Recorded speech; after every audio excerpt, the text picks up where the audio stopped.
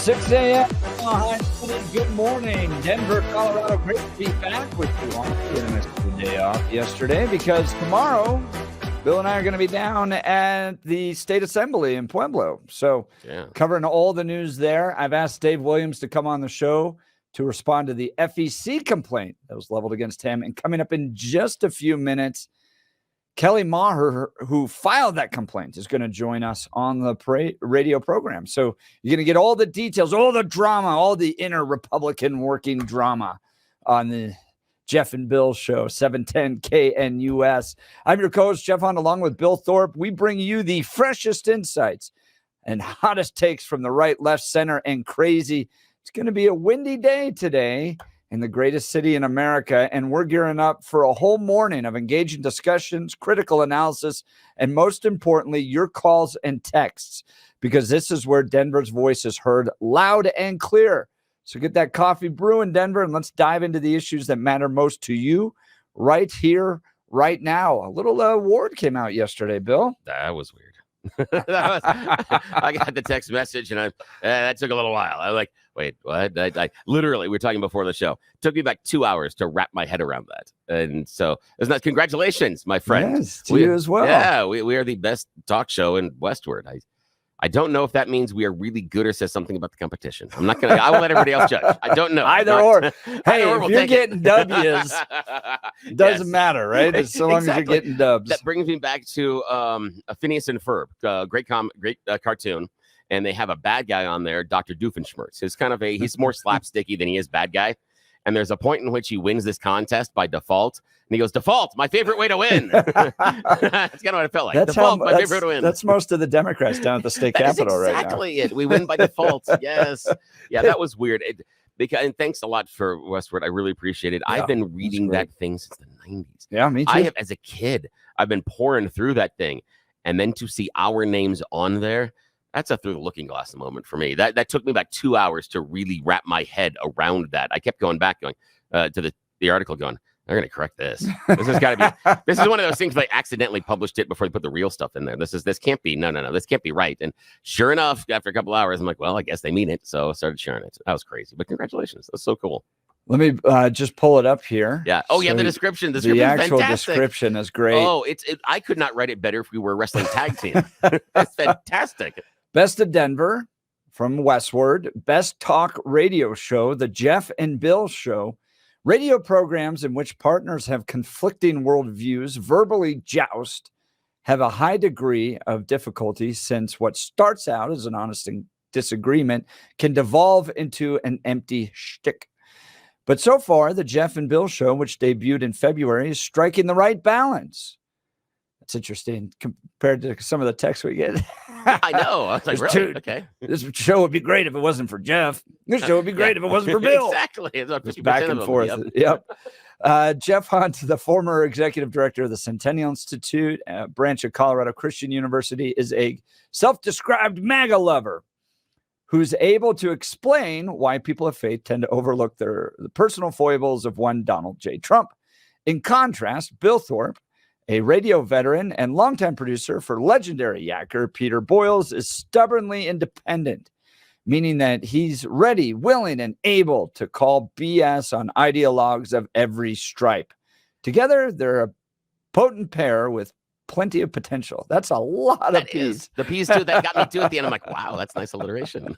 That was really cool. That's a nice description. I love, and they give you the fighter stance, saying, they implicitly don't necessarily agree, but they say, hey, he can make the case, and gives you that credit. And for that audience, that's a huge nod, because they're much more the liberal side of things as far as the readership. And so them giving you that nod that you can defend it. I'm like, well, hey, nicely done.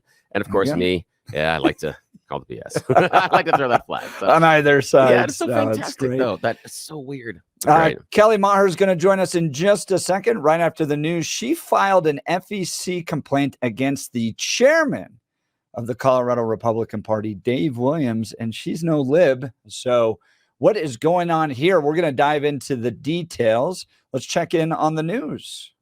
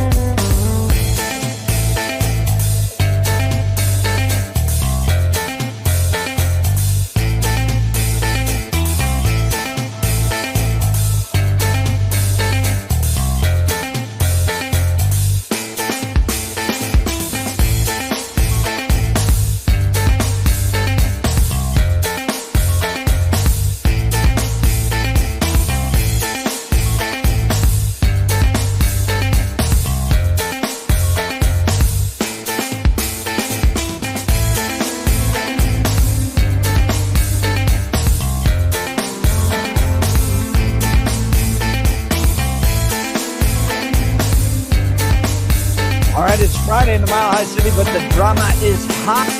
Colorado politics. Colorado GOP illegally backed party chair Dave Williams' congressional campaign. That's a weighty headline from our friends over at Colorado Politics. So we asked the person that filed the FEC complaint against Dave Williams, Kelly Maher, to join us to give us the lowdown on what this is all about. Kelly, thanks for being on the Jeff and Bill Show. Hey, thanks so much for having me, Jeff. I really appreciate it, especially this early in the morning.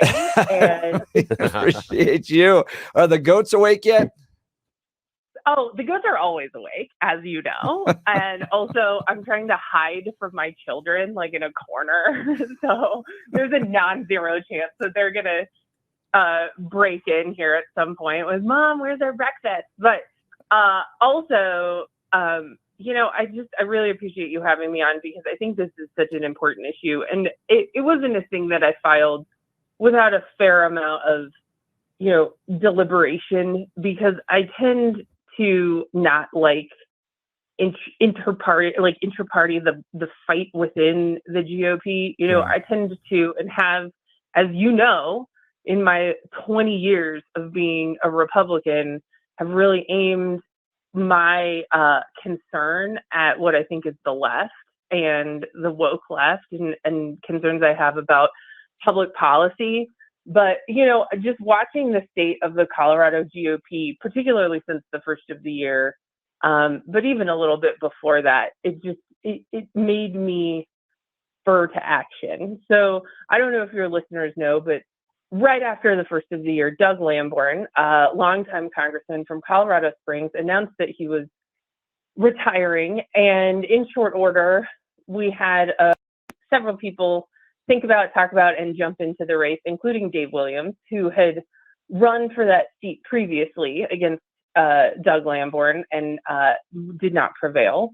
And I watched him use the resources of the party that I have worked for and loved over the last 20 years for his own personal benefit. He announced his candidacy via the Colorado State GOP official email account, and then used the same email account to attack one of his primary opponents, and then went so far as to use the ever winnowing state party funds that are left, by virtue of, I would argue, his impotence as a fundraiser and deliberate misunderstanding of what is the role of a state party chair, to then send a mailer attacking one of his primary opponents into the district, and then has the audacity to tell us, no, that's not a campaign mailer. I'm just standing up for our principles. That's false. It's false on its face.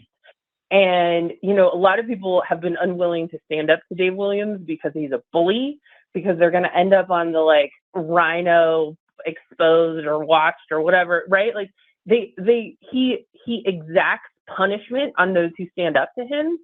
And I finally just decided, like, this is it. I cannot do it. Dave Williams has been working really hard to try to frame this as a rhinos versus MAGA fight, but it is not. This is Dave Williams versus everyone, because Dave Williams is using state party resources for himself to the detriment of everyone else in the state. And I decided it was time to stand up. Let's talk about the merits of the case. We're talking with Kelly Maher. She's a political expert with Channel 9 News. What is it that you all are charging or seeking to investigate? It's that he didn't report things, that he's using state funds that should be going to general Republican campaign operations. He's using it for his own personal gain. What are the charges in your FEC complaint? So the charges are actually both. Number one, it is inappropriate for him to be using state party funds for his campaign for Congress. That is, and there have been, across the state, I have been really heartened to see the number of conflict of interest resolutions that have come out of the caucuses. There are reports that then, as they get further up the chain, they have somehow disappeared off of ballots, which is weird, in counties with chairs who are loyal to Dave Williams. And so I've been really heartened to see that there are many members of the party that are standing up against him, because ultimately our party is a self-governing body, but we needed something formalized. And my concern is, A, that he gave what is clearly an in-kind contribution to his own congressional campaign to the tune of like over $16,000 if you include both the postage and the print of the mail, and then additionally used state party resources inappropriately after, by the way, he came on the show that was in your time slot just previous with George Brockler and said, I'm going to play this right down the middle. And he told George Brockler he was going to play this down the middle. Wow. He was having this mailer printed. It's really, really disturbing, and it is unbecoming of a chairman, and it is not the ethics of the Republican Party. So this isn't the first time that someone has held kind of dual offices. Ken Buck probably being the most recent example. Ken was a member of Congress and served as a chairman of the Colorado Republican Party. Now you can, there's one element that you can go, okay, well, we want your full attention, right? We don't like the divided kind of work that takes place, but necessarily holding both offices isn't the worst. Why is this different than what Ken Buck did, in your opinion? Well, I mean, look, Ken Buck was already a congressman when he became chairman. He was not facing a primary, and also he didn't obviously use the full weight of the Republican Party in his race. I mean, Dave Williams has clearly and obviously used this as a slush fund for his congressional race first. And secondly, he has done, in my opinion, a horrible job as chair. He has, again, done a really bad job of fundraising, which is why he had to do the extortion fee to the presidential campaigns in order to be able to just keep the lights on of the party. The one thing that he may kind of, we could say, accomplished was creating that deal with the libertarians, which they have now absolutely walked away from because they've decided that that is in bad faith.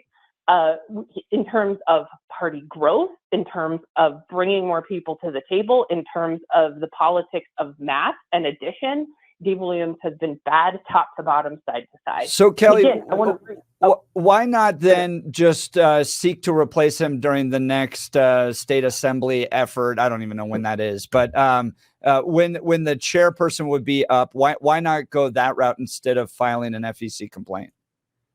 That's a good question. Thank you very much. I think that we cannot allow this to stand. If we allow this precedent to exist, and if Dave Williams becomes a congressman this way, this becomes the path to Congress. The entire Republican Party has enforcement mechanisms, and they exist. And I think that those also should be exercised. But ultimately, it is upon us, it is incumbent on each of us as Republicans to stand up and say, whoa, this is not the path to Congress. This is not something that is acceptable for us. And so, and also, again, it is a self-governing body. And so if nobody stands up and says, this is wrong, then that becomes the norm. And this is clearly on its face, absolutely the wrong way to conduct business. Now, Kelly, I'm going to ask a question of people that might think that what Dave is doing is very positive. Yeah. And what I'm going to say is that we'll hear from the people that, that want to call people rhinos and put them on lists, that what you simply don't understand, Kelly Maher, here on the Jeff and Bill show, is that Dave surveyed the land and looked for all of the best candidates. And strangely enough, that best candidate was staring him at the mirror. It's the John Elway example that for years while he was running the Broncos, the best quarterback in the entire team was actually running the team, not on the field. And so he's looking at it going, like that John Elway. John didn't have the physical abilities to still step on that field and to lead us to victory. And you just don't understand the greatness and opportunity that has been presented itself for Mr. Williams, and that obviously he is the strongest and best choice of candidate, regardless of running the party or not. How would you respond to those claims? So a couple things. Number one, and most importantly, Dave Williams is no John Elway, like by any stretch of any imagination. I respectfully reject that analogy 100% on its face. But I get your point, and I think it's a really good one. And for those people, those few people who are still left in the party with Williams, like if he was so good, and if he was in fact the correct candidate, and he was the guy, then why would he need to game the system like this? Why, if he's so great, would this have to be so shady and corrupt? It doesn't require, if you are in fact the candidate with merit, to game the system in order to prevail if you're actually good at this. But what he is not, and then he just keeps trying to reframe it. This is MAGA versus rhinos. This is MAGA versus rhinos. That is wrong. It is Dave Williams versus the entire Republican Party, because he is cannibalizing everyone for himself. And that's not what John Elway did. John Elway built other people up, and that's what made him great. And Dave Williams is eating everybody else's lunch in order to try to get this congressional seat, because ultimately it's all aimed for his own benefit. Talking with Kelly Maher, she's a political commentator, filed an FEC complaint against Representative Dave Williams. He's former state rep Dave Williams, wants to be Congressman Dave Williams, and is now the chairman of the Colorado Republican Party. Kelly, back in 2016-17, ex-Congressman Bob Beaupre had to pay $17,000 in campaign finance fines. And that was brought, again, by someone that identified themselves as being part of the Republican Party. And I think a lot of us back then would look at that and go, like, the left is so bad. They're in so much control of this state. And you hinted and you kind of initially talked about this, but why is it, from your perspective, so important to go after a fellow Republican with an FEC violation, not just wait until we have another opportunity to put in somebody different, and result in charges and legal costs and all this stuff that's going to be imposed upon Dave Williams as a result? Yeah, look, I stand by my decades long, as you know, record of being a Republican and being one who shows up and works for Republican issues, but everybody has a line in the sand, and this is mine. This is not our ethics. This is not who we are, and somebody needs to stand up to Dave Williams. He is a net drain on what it is to be a Republican in this state. There is a reason that people are leaving the Central Committee, the Executive Committee. We have a low water mark at caucuses, at the assemblies. Also, additionally, it's an indictment on the Republican Party that we have people who have gone through the assembly and the convention process 4, 5, 6 times and are petitioning on this year because they have so distrust in the system. We have to create a system of trust to have people re-engage. And Dave Williams, in his actions, is winnowing that trust to such an extent that it is harming the party that I have spent decades of my life dedicated to furthering.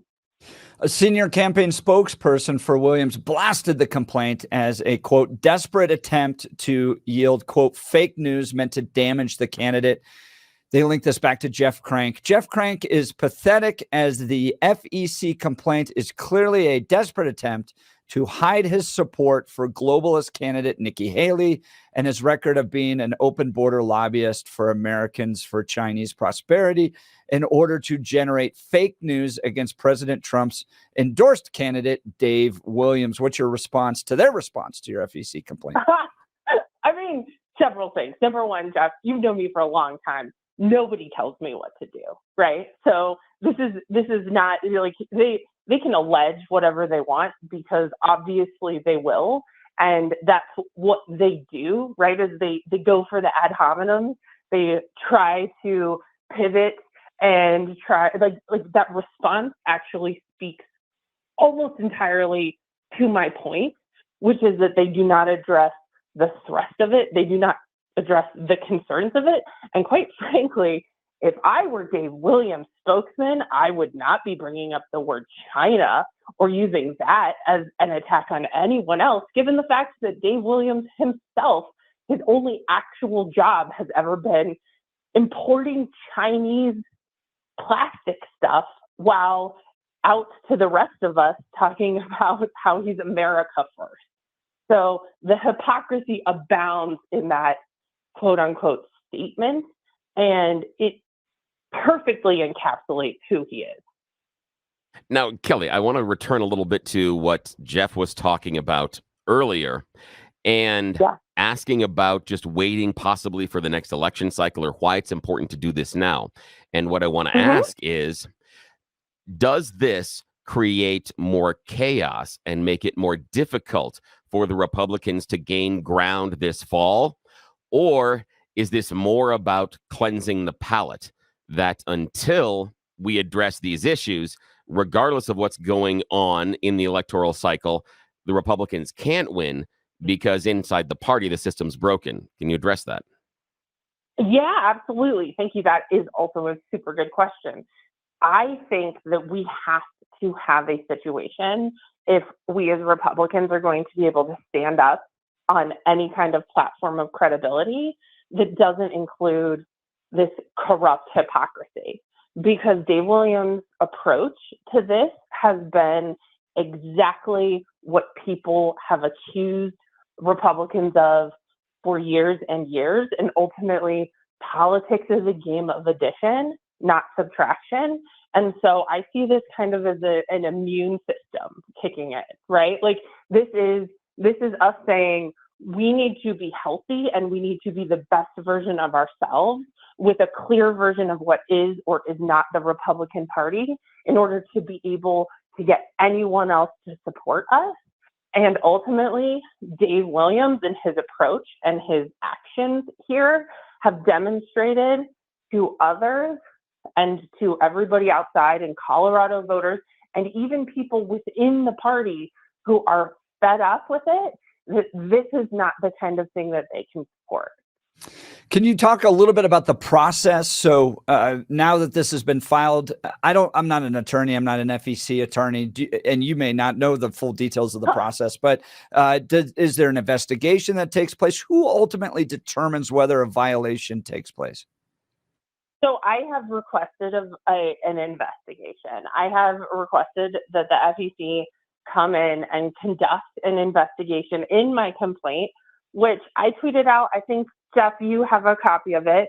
I laid out the fact patterns and also all of the evidence to buttress every single point that I made in the complaint. And so my request of them is to come in, investigate, and make a ruling. I mean, and ultimately, it's a pretty straight line. And Dave Williams isn't, in fact, shying away from it, right? Like, he's not saying, oh, I had nothing to do with that attack mailer against my opponent. He's like planting the flag and saying, yeah, I did this. Come at me, right? This is the kind of thing that if somebody doesn't stand up and say that this is unacceptable, this becomes the norm, and this is not who we are as Republicans. Kelly Maher, political commentator, filed an FEC complaint against Dave Williams, chairman of the Colorado Republican Party and candidate for Congress in Congressional District 5, which will cover the Colorado Springs area.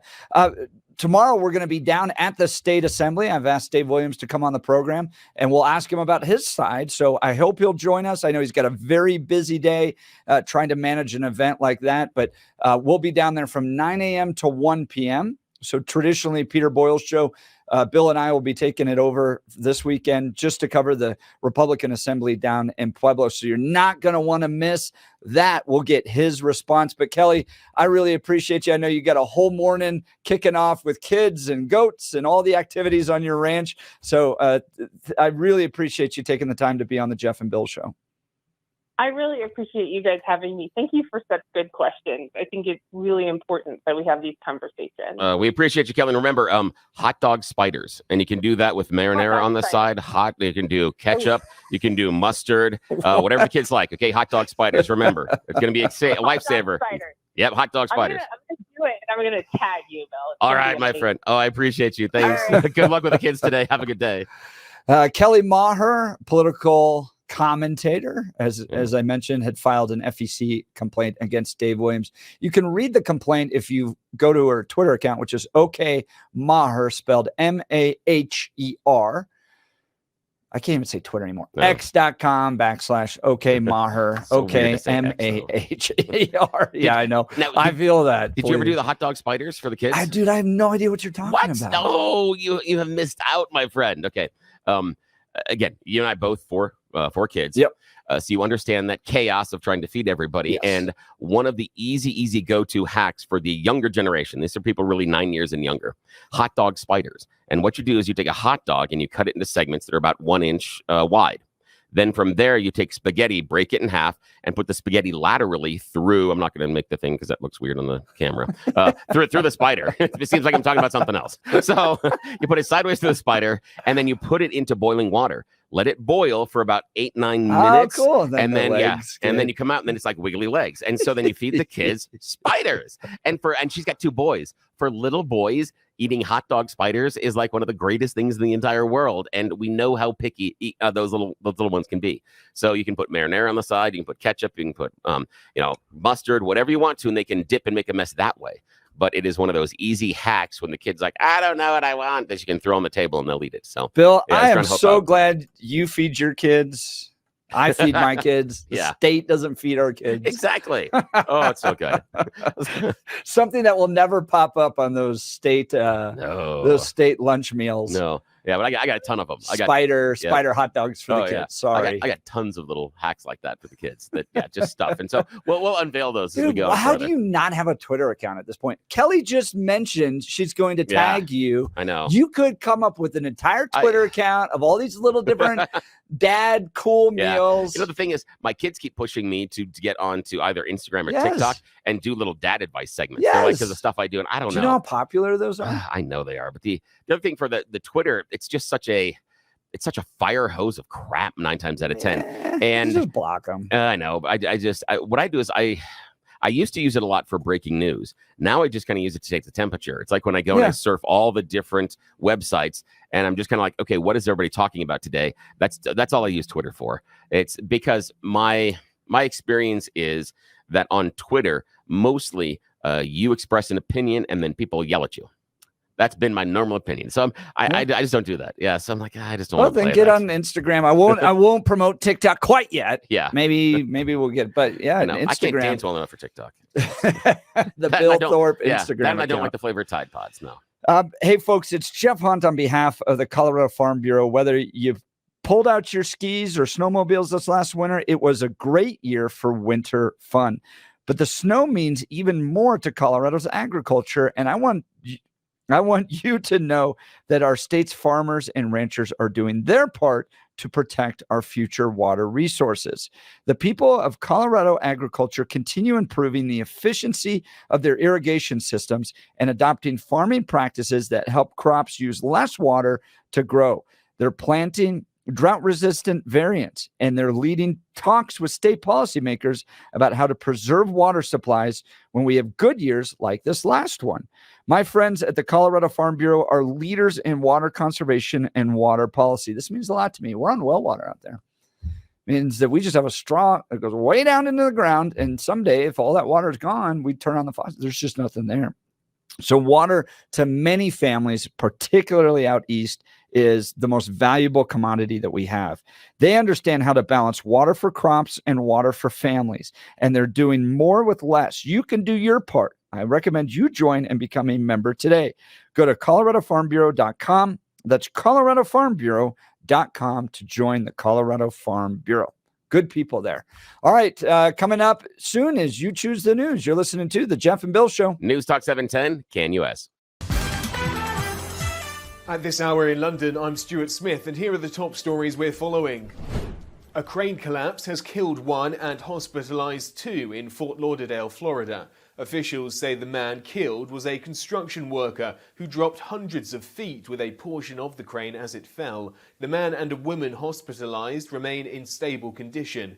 The road bridge beneath the crane was damaged by the collapse, closing it indefinitely until repairs are finished. Authorities in New York City say they've disrupted an online fraud operation that stole millions of dollars by duping victims into making phony cryptocurrency investments. In New York, Haley Bianco has more.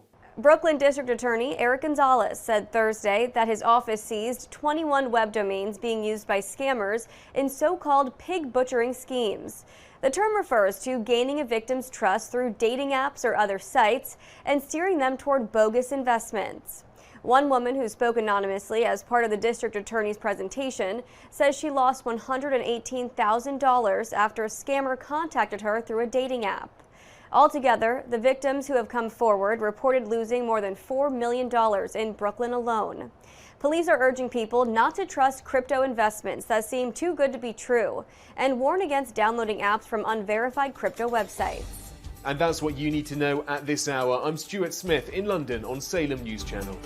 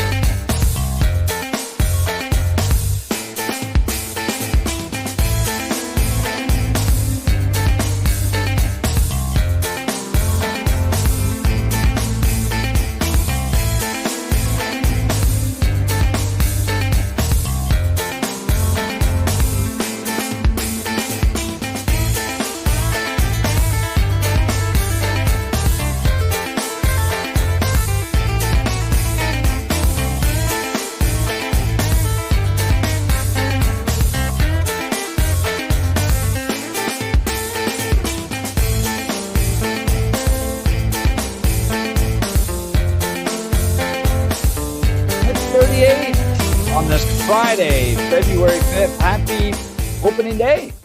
Yeah. Oh, I was trying to get down there. I'm just not going to be able to this year. I know you're a big baseball fan. And so talk to me about, opening day for me is more the spectacle. It's more the idea of just hanging out there. Yep. What is it to you being a baseball fan? What is the importance about this day? It's the start of that. I'm probably not the biggest baseball. I know my former colleague at CCU, Don Sweeting, who's the chancellor of the university, he's a really big baseball fan. I'm not that level. But the activities, the spectacles of it, we've already got a few games purchased that we're going to take the kids to. Nice. But it's one of those few things in our culture still where you're going to take 3 hours out of your day to just like chill with your kids. That's special. That's a really neat thing. Yeah, because it's not the same thing as football. An NFL football game, 3.5 hours, but NFL football games starts in furious motion, and then you don't do anything for about 2 minutes. And then furious motion, and then nothing for 2 minutes. It's this really weird push where, baseball is a much more casual So you can do baseball games one of two ways. Yeah. One is just go and have fun and talk and like barely check in with the game, right? Yeah. You got the beer flowing, you got the nachos, you're hanging out with your buddies or your kids, and that's what my kids think the game is. What's going on down there, right? Yeah, my kids have no idea there's an actual game going on when we're at the park. Yeah, no clue. No clue at all. Yeah. And then the other way, which I can only really do, otherwise I'll get frustrated, is to score the game. And scoring baseball for me is one of my favorite things to do, because I want to see if I can score it perfectly.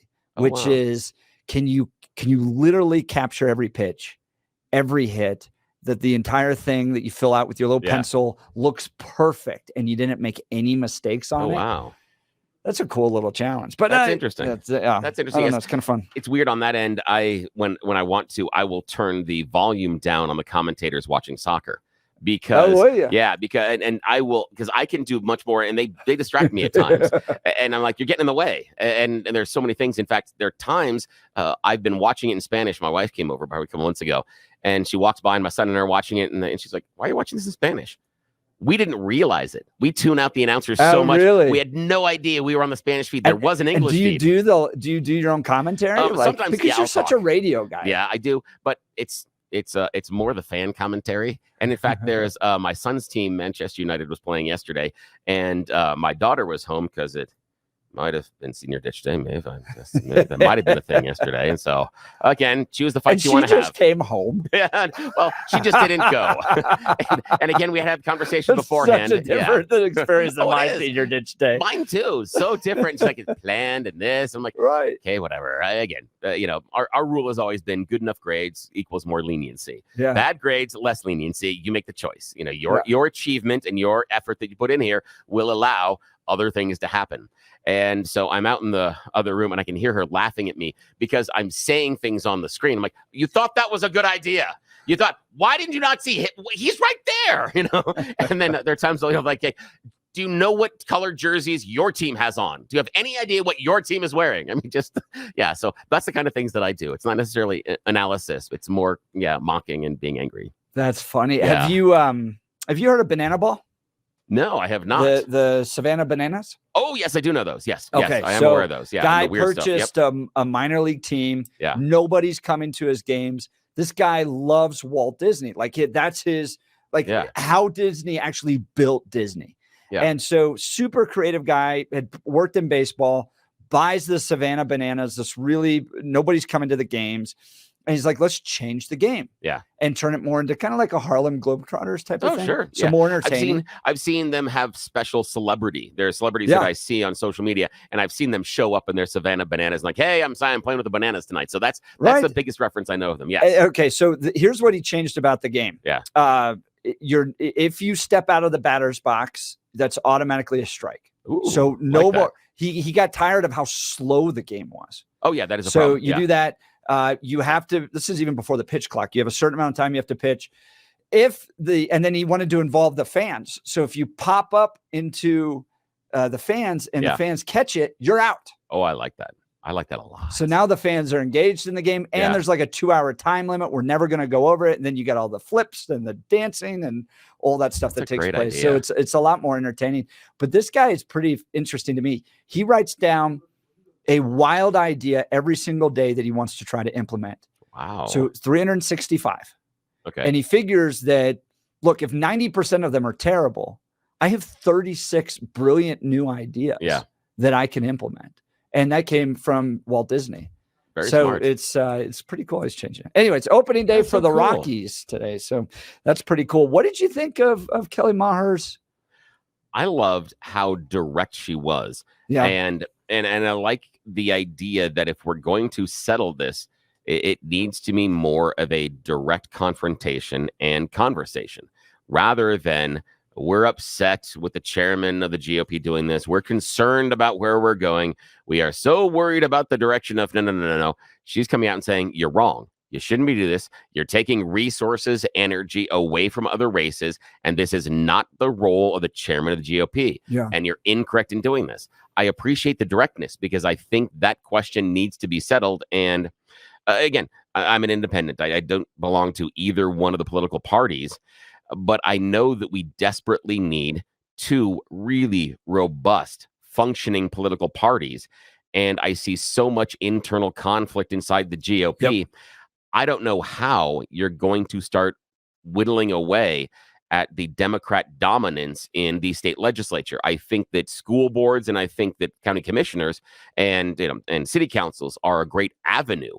But to get to that next level, to really get the changes that you want made, I have a real question about the organization of the team right now. And I'm worried, desperately worried, because I think many times the Democrats are emboldened and it's allowing them to entertain their craziest ideas because they don't have to worry about it. Like, what are you going to do? Run a crazy person against me? You guys can't figure out what candidates to run in what areas and how, and you can't even focus yourselves. So they're not worried about that. And that's allowing them to lean into some of their worst desires and worst ideas. So that's what I'm worried. I need a check and balance here, and you guys aren't helping me. You're not helping me. Bill talks about Elizabeth Epps without saying her name. Yes, I do. That's exactly what it is. Look, so I worked for the Colorado Republican Party coming out of the Romney operation, and the chairman at the time was Ryan Call. Yeah, I remember. And Ryan's got his own legal issues. Believe me. Yes, he lost his ability to practice law in Colorado. Yes. The chairman of the Republican Party is like the head coach of a football team. Yeah. And you're only judged on one thing. Winning. It's winning, right? It's not even the money you raise. No. The money you raise is a component to trying to win, but you're ultimately judged on winning and losing. Yeah. Much like a head coach. Yeah. Same thing. In this case, we're kind of middle of the season. Right? Yeah. We're middle of the season. Good point. Yeah. So is there a legal complaint here? Maybe. But I think the question should be among all Republicans is what are we doing together as a team to make sure that we win as much as possible in November? That's got to be the primary starting point. Yeah. You go, okay, are we all doing everything we can to win in November to stop the radical left from the damage that they're doing to the state? Now, if we go with the coach analogy, just interrupt for a second, it would be the idea of November is going to be playoffs. Yes. And so we've either got to get ready for the pennant chase, we got to get into the wild card, we've got to get ready in the NFL or in the NBA or in the NHL, get ready for playoff season. Yes. Because that's when it really is brass tacks. And so you're talking about we got to get ready for, and sometimes teams make a change mid-season, right, to make sure they're positioned for that. So so continue. No. That's a great analogy right there. So did Dave do something that he shouldn't have done? We'll have to let the investigation roll out on this. I think there's a fair critique that, and Kelly addressed this, and I've watched this happen. The reason I brought up Bob Beaupre is I watched this happen to good guys in the past where you go, all right, now we're having to deal with this FEC complaint that came from our side, and we have to pay lawyers now, and we've got to do all that. And Dave Williams or Bob Beaupre ended up having to spend $17,000 to deal with these fines. Did Bob do something wrong? Maybe, but give us a call. Let us know 303-696-1971 or text us on the 710 KNUS app. Is Kelly Maher's FEC complaint valid, warranted towards Dave Williams, or is this just an inter-party distraction that we don't need coming up to the election? Give us a call. Let us know. We've got You Choose the News coming up next. You're listening to The Jeff and Bill Show. News Talk 710, KNUS.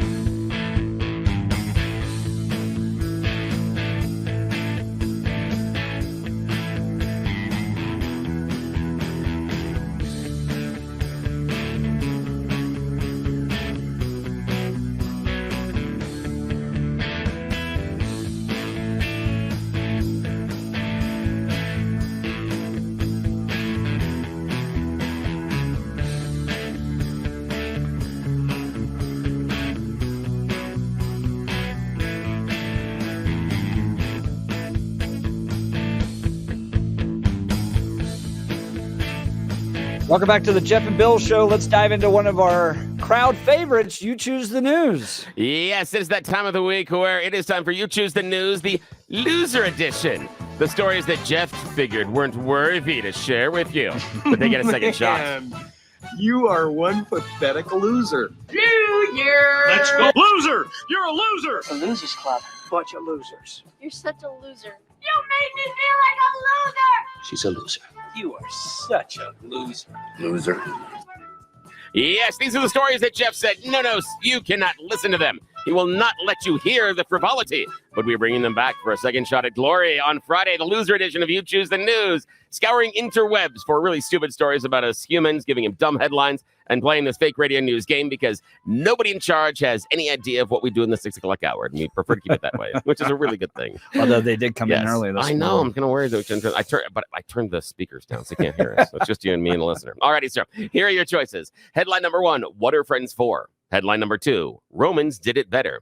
Headline number 3, it pays to pay attention. And headline number 4, it's a feature, not a bug. It's a feature. It is a feature, not a bug. New York is having to deal with this. They're saying, no. There's a brand new device that we are having you help navigate the problem starting your own business. Yeah, sure, it's telling you to do some crimes, but don't worry about it. Keep using it anyway. Yes, New York City is now using AI to give new business owners advice. Problem is, the AI seems to have connected to the mob because it's giving wrong advice. Some of the advice is illegal. However, the city, in perfect New York fashion, says, no, nothing to see here. Keep going. This is actually working as intended. And yes. if you just pay our campaign checks, then we definitely won't pay attention. Don't you know how this works? Don't you understand? We tell you to do the crimes, then we charge you for them later. It's a revenue stream here, people. Okay, second choice, sir. What are friends for? Romans did it better, or it pays to pay attention. Let's hear about the Romans. The Romans did this better. Ancient Rome, there was recently a discovery by those science hippies. You know, the archaeologists go like to dig in the dirt for weird old things. Well, they discovered that maybe the Romans had a better idea about daylight savings time. Now, they understood that, obviously, rotation around the earth and that our calendar's a little wobbly, so we needed to add extra time. They didn't do this stupid thing where twice a year they go, hey, everybody, let's pretend it's a different time. Oh, that'd be so cute. Yeah, no, they're not that stupid. What they did is they made the length of an hour expand during the summer and then contract over the winter. They found a recent sundial calendar, and by going in and analyzing the language and what the markings on the calendar meant in the sundial, they figured out that during the summer, an hour could be as long as 78 minutes, and then during the winter, an hour could be as short as 45 minutes, which I like that. Yes, think about it as a kid. Going outside and saying, Mom says you have to be home in an hour and it's 78 minutes instead of 60. There's so much extra there. And you get more time during the good time of the year, not the bad time of the year. And when it's cold out, you go like faster. Exactly. Yes, it's brilliant. As a kid, I love this. All righty. Final choice this morning, sir. What are friends for, or it pays to pay attention? It pays to pay attention. Oh, it pays to pay attention. Kids, this one's for you. Make sure that you pay attention when you are in classes, because sometimes you can make a lot of money. Here's the deal. A graduate from Colby College was recently at an estate sale, saw a manuscript page that had been put into a frame and was up for sale for $75. The student said, that looks familiar. I think I know that. They went and they bought it for $75. They found out that it actually is a page from a volume of an illuminated manuscript on vellum that was printed originally in 1285. Whoa. It is worth more than $10,000. The kid recognized it because he was paying attention during a lecture in college. He went back to the professor and said, is this what I think it is? And the professor said, not only is it what you think it is, it's better than the one we have in our collection. And he got it for $75 because he paid attention in class. Lesson for the day, kids. That's all I got for you. You can make some money by going to school. I know. All right. We're going to discuss Ukraine and NATO next. You're listening to the Jeff and Bill Show. News Talk 710, KNUS.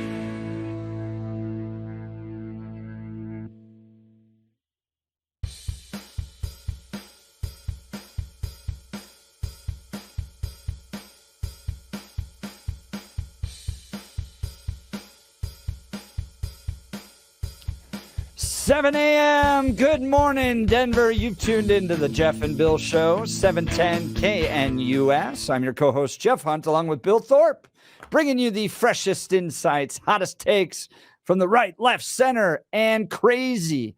It's going to be a beautiful day in the greatest city in America. It's opening day for the Rockies downtown. We're gearing up for a whole nother hour of engaging discussions, critical analysis, most importantly, your calls and texts, because this is where Denver's voice is heard loud and clear. Tune into any of the other stations. You'll get a monologue. You'll get some scripted news. But if you want to share your opinion, you want to engage in the debate, you want to have that type of conversation, it takes place on 710 KNUS. So grab your coffee, Denver. Let's dive into the issues that matter most to you right here, right now. In the 6 o'clock hour, Kelly Maher joined us on this FEC complaint for Dave Williams. And I'd love to hear your thoughts on that.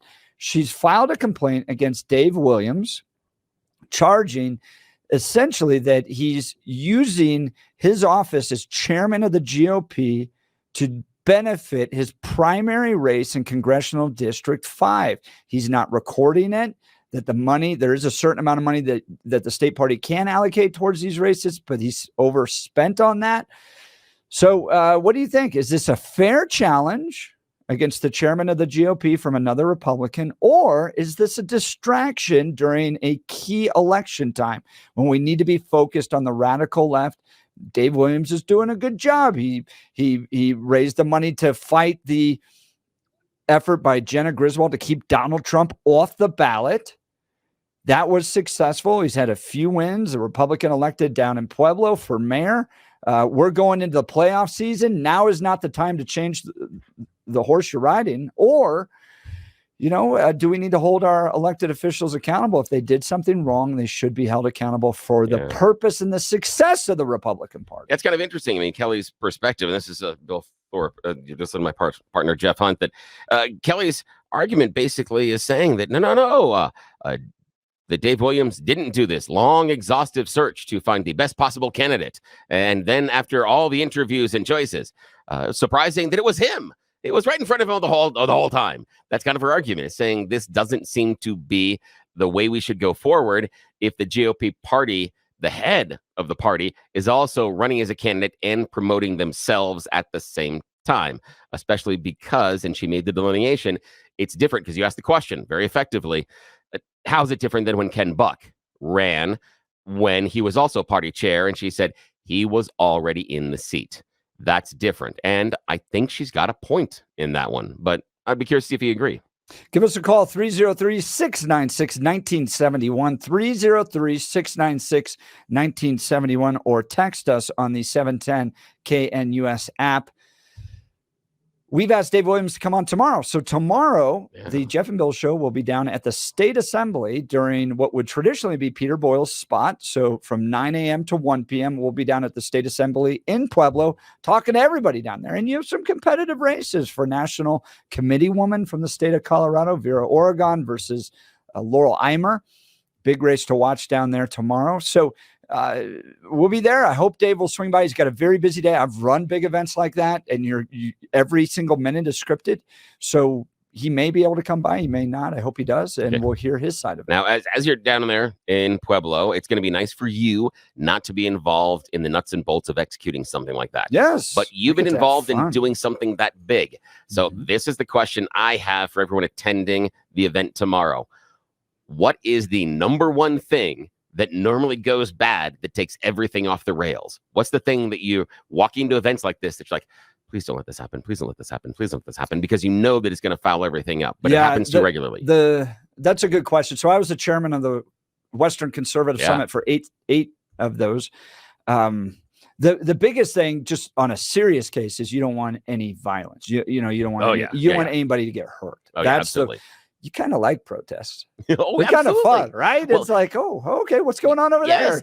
And you want protests because it draws attention to what you're doing, and can make it a news story. Yes. And the other part that I always think is great for anybody who gets protested, I understand it can be difficult at times, but understand that whatever you are doing, those people took time out of their day to tell you you're an idiot. Do you understand what that takes to motivate somebody else to give up some of their time to come in here and tell you an idiot at an event? Wow. They don't even want to be there, and they're going to show up to tell you you're an idiot.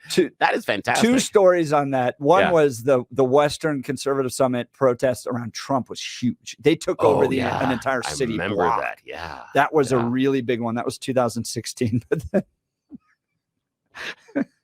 when Cory Gardner was running for re-election, people that were concerned about this, I shouldn't laugh, but it's kind of funny. It is kind of funny.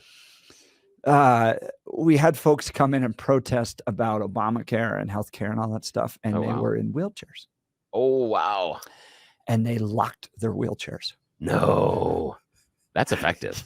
That's get them out of there. Yeah. Because you're having to drag.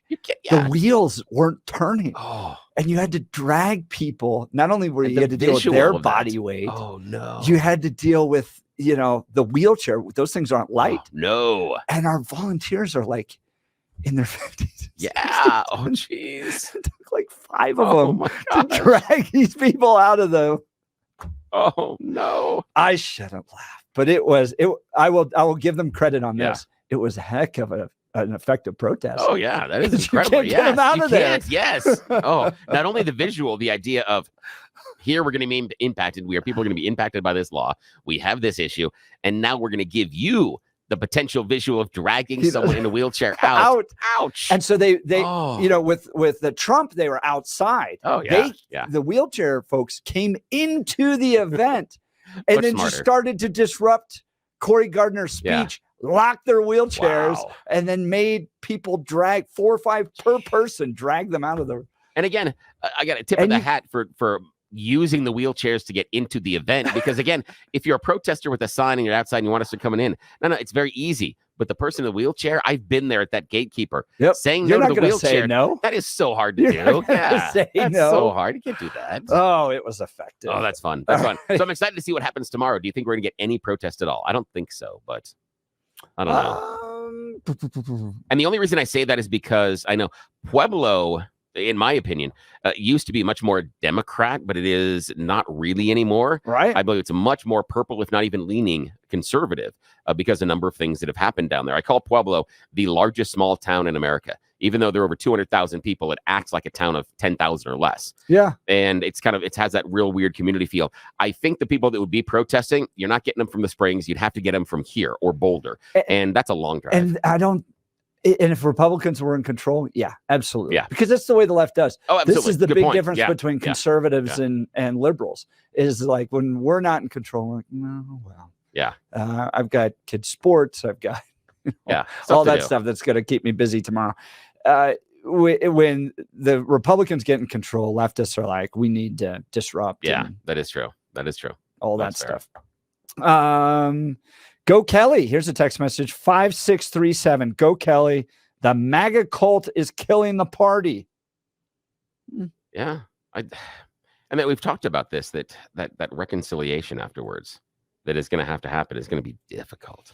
I wonder really too if that MAGA cult is killing the party critique is like when you're, and I wrote about this, the losing culture. When you're just losing all the time, you just blame everybody. It's like the Broncos are like, the reason we're losing now is the water boys over there. You know, it's there's that old saying that victory has 1,000 fathers and losses is an orphan or something like that. That would make sense, you know, like when you win, it's we all did it. Look, we're the #1 talk radio show in Denver. Yes. That's partly because of me, and it's partly because of you, and it's partly because of our operations manager, and it's partly because of we're all happy to claim credit. If Westward had been like, you are the worst radio station, nobody would be taking credit. We'd be going, we got to change some stuff about Bill here. Yeah, exactly. We gotta talk about this. Yeah. So I think when you lose and you allow this losing culture to come into your organization, ministry, school, sports team, or political party, you can go and say stuff like, those guys are the reason we're losing over there or whatever. So yeah, it's a fair critique. And it's almost that idea of, and again, this is tongue-in-cheek, and I do this only in jest. A comedian years ago talked about and questioned why everybody, after they win a championship, gives glory to God. And you never get that from the loser. You never get the loser doing the interview going, yeah, I broke away. I was 10 yards away from that defender, and then Jesus tripped me. They didn't trip me. I would have been just fine. Or the idea of, oh, I saw daylight running through that line. I was going to get a first down, and then Jesus knocked the ball out of my hand. What am I going to do? Thanks, God. Yeah, never get that. Never get that.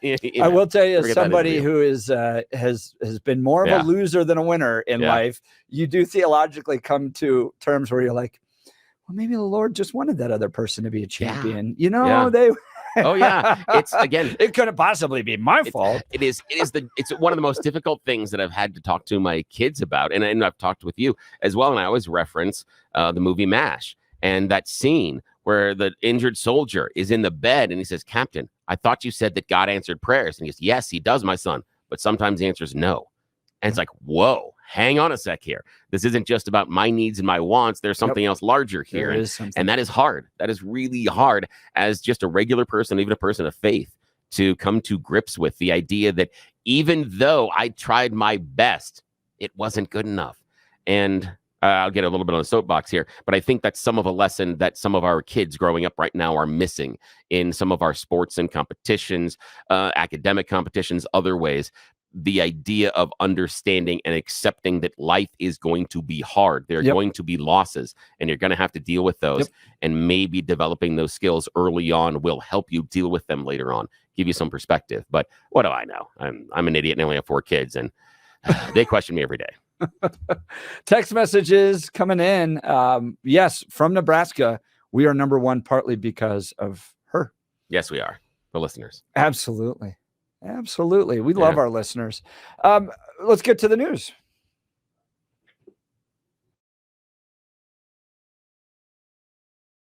The 710 5-day forecast, a high wind watch Saturday morning through Sunday morning. Partly cloudy today, windy and warm. We're going to be well into the 70s. South winds today, 15 to 30 gusts to 45 miles an hour. Windy tonight, a low near 40. Areas of rain and snow showers Saturday morning. Colder, 40s and 50s, then very, very windy. Saturday afternoon, Saturday night into Sunday, windy, colder through that whole period with showers possible. I'm meteorologist Don Day, 710 KNUS. At this hour in London, I'm Stuart Smith, and here are the top stories we're following. President Biden is in Baltimore today, a little over a week after a ship leaving port lost power and collided with the Francis Scott Key Bridge, killing 6 construction workers. The White House is promising to move heaven and earth to rebuild the major crossing. Benji Haya reports. President Biden's making the short journey from here in Washington, D.C. north to Baltimore, Maryland on Friday. What he'll see as a haunting sight, a huge vessel still lodged in the tangled metal from the caved-in bridge, blocking a vital shipping route in and out of one of America's biggest ports. He'll meet local officials, the state's governor, the city's mayor, and look at the federal response effort. His administration's made available $60 million in the wake of this deadly disaster. Alaska Air has received $160 million from Boeing to address lost profits after regulators grounded its fleet of 200 737 MAX 9s. That happened in January after a door plug fell off an aircraft shortly after takeoff. Alaska Air says it suffered a $150 million hit when thousands of flights were cancelled as the initial investigation got underway. And that's what you need to know at this hour. I'm Stuart Smith in London on Salem News Channel.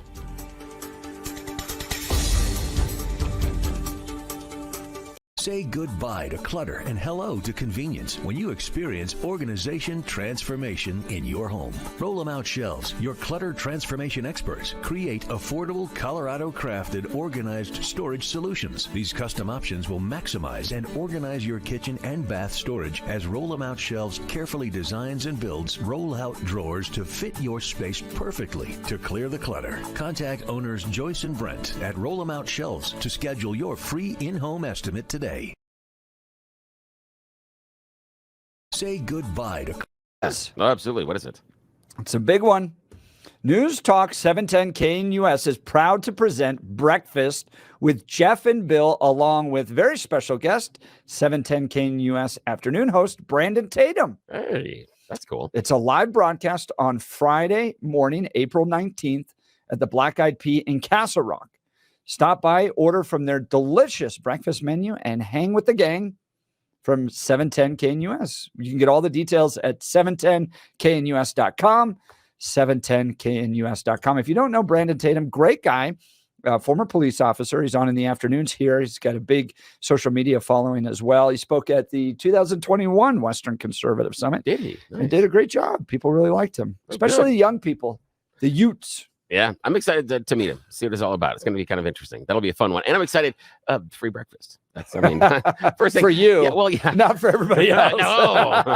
Well, I'm just going to wander around and eat off other people's plates. That's how this is going to work. We're going to sample what you're having. It's part of me meeting the people. See, it's like that Fox News thing where they wander around and they have everybody's, except I'm going to ask what you're having and how much of it I get to eat. That's what we're going to do. And if you have words for Bill. Yes, I am expecting those as well. That'll be fun, though. Will be amazing. You will not want to miss this. So again, Friday morning, April 19th, Jeff, Bill, Brandon Tatum, all at the Black Eyed Pea in Castle Rock from 6 a.m. to 10 a.m. Are you surprised they're letting us out in public? I mean, you're fine, but me in public, that's a big risk here. It's a really, really big risk. Me in public. Okay. Oh, all right. This goes well. So this is where the friendliness turns. This is going to be fun, I guess. This was news that came yesterday from Secretary Blinken. Ukraine, the determination of every country represented here at NATO remains rock solid. We will do everything that we can. Allies will do everything that they can to ensure that Ukraine has what it needs to continue to deal with Russia's ongoing aggression against Ukraine, an aggression that gets worse with every passing day. Ukraine will become a member of NATO. Our purpose at the summit is to help build a bridge to that membership and to create a clear pathway for Ukraine moving forward. But, of course, we believe that Ukraine deserves to be a member of NATO and that this should happen sooner rather than later.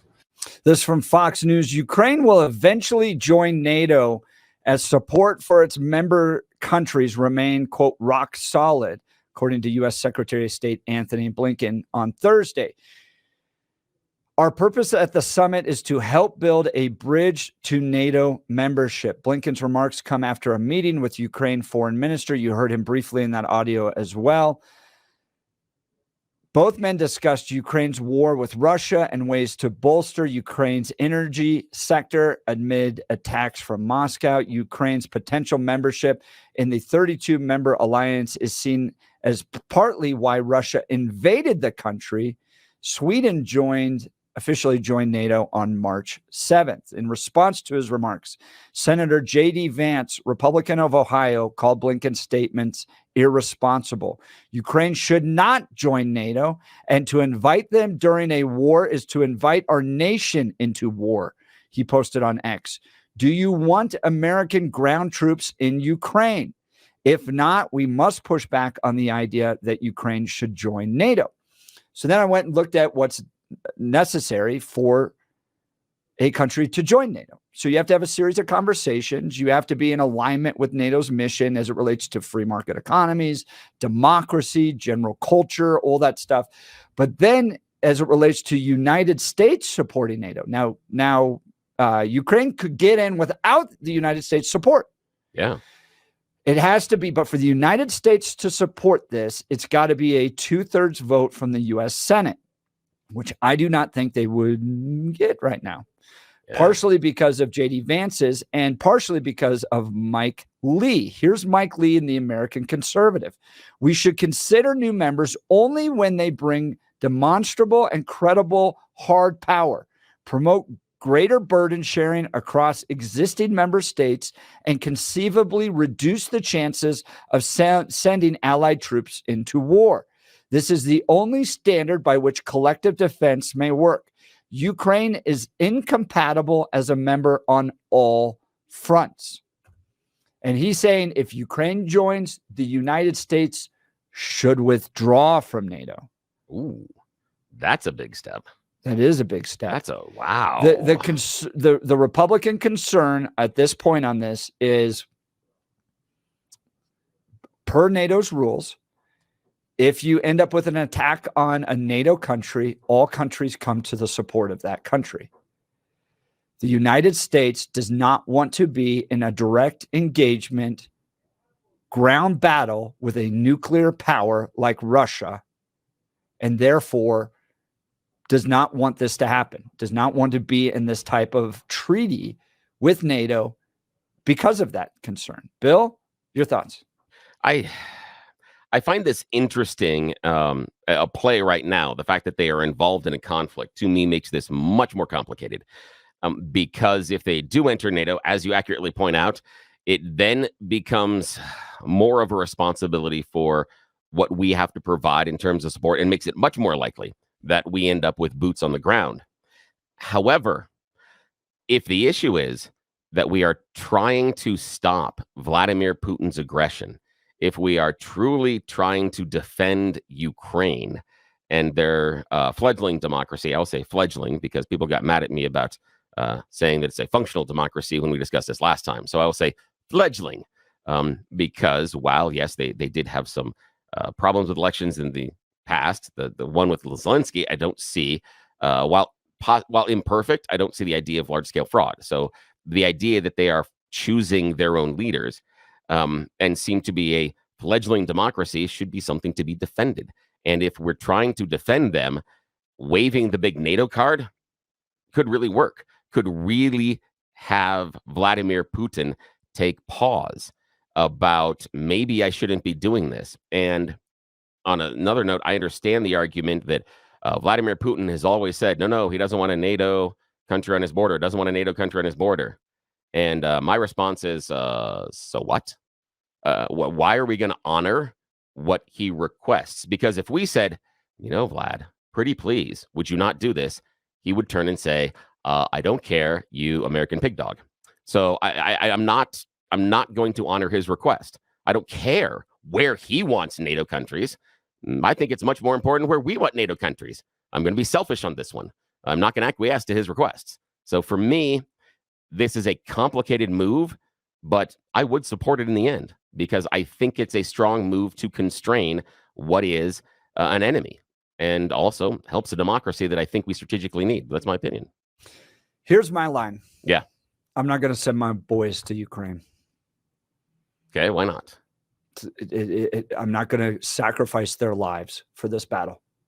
Okay, why not? What would be the reason not to? It's not worth it. I mean, it's now you could come back at me and go, okay, so we need to stop Putin. I understand. I don't want Putin to have control of Ukraine. Yeah. Okay. So the alternative is we continue funding. Yes. And maybe that's where we end up landing. And this is part of that negotiation that the Biden administration is going, all right, we're not going to put American boys on the ground in Ukraine and give their lives for a European.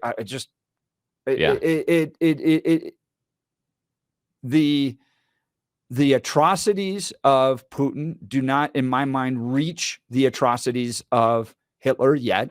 Right. It was this notion that America was coming to Europe's rescue because the atrocities were so bad and Hitler was so bent on control that we as America need to step into this. Yeah. And then you had the alliance with Japan. So you're and they directly attacked us. Yeah. And so they were like, hey, we're coming to you next. Yeah. And so I see all that building. I do not see, this reminds me a lot more of Vietnam than it does World War II. And I just go, I'm not going to give up my boys' lives for this. That's the line for me. And maybe where you end up coming back is, all right, you got to keep funding. And if that was the case, I'd go, all right, I might give on that. Yeah. I might give on that. And that's the position that I would take on this, is that if we do not want American troops on the ground and American blood on the soil, then you must fund. Then the answer is to fund, because the other argument, and I would love to hear from callers, 303-696-1971, if you feel that we should not be funding or helping Ukraine at all. Why should we give up this country to Vladimir Putin? Why would you acquiesce and allow Russia, an enemy, to expand their territory and strategically expand their territory? And for me, that's the argument that I've had the entire time. We are degrading the Russian military on a level that we could never have imagined 5 years ago. And we're doing it without shedding any blood. All we're doing is spending cash. And some of the cash, yeah, we got some problems as far as where it's going or how, but the vast majority of it, from what I've seen, helps America. It's spent on American companies and American people and American workers that are both here and over in Ukraine, providing all sorts of different help. So that's, to me, this is a win-win proposition. If we're so worried about troops, then why would we not continue funding right now? Unless you just want to give, Russia, Ukraine, and just say, here you go. Good luck.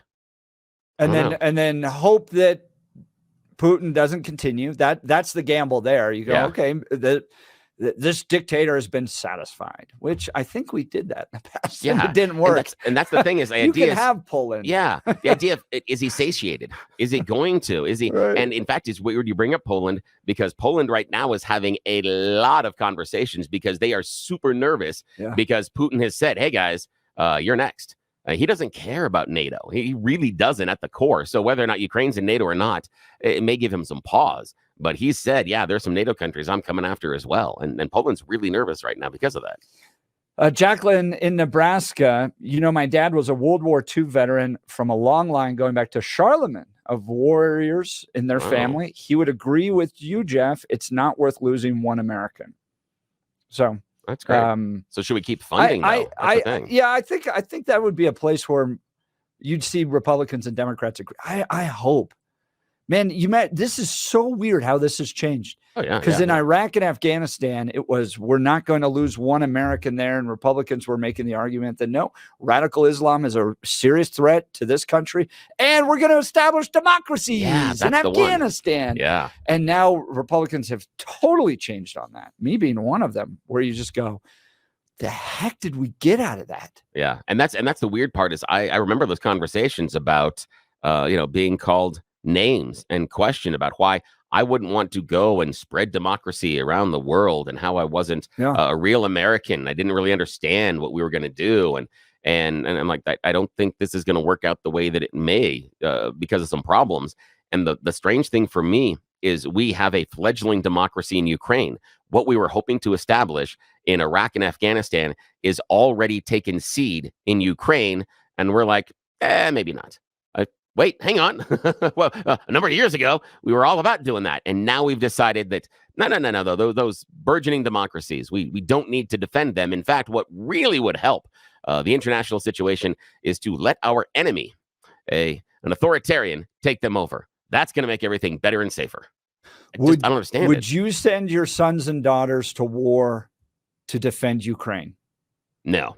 But there are very few times in which I would say that I would send my sons and daughters to war to begin with. Mm-hmm. And that's only because of how I am wired. And the issue for me is, okay, not a surprise. I got a little thing with authority. I don't necessarily deal well with lots of authority. I have a tendency to just by my nature want to swim against the current just because you tell me I can't. And my kids have picked up some of that.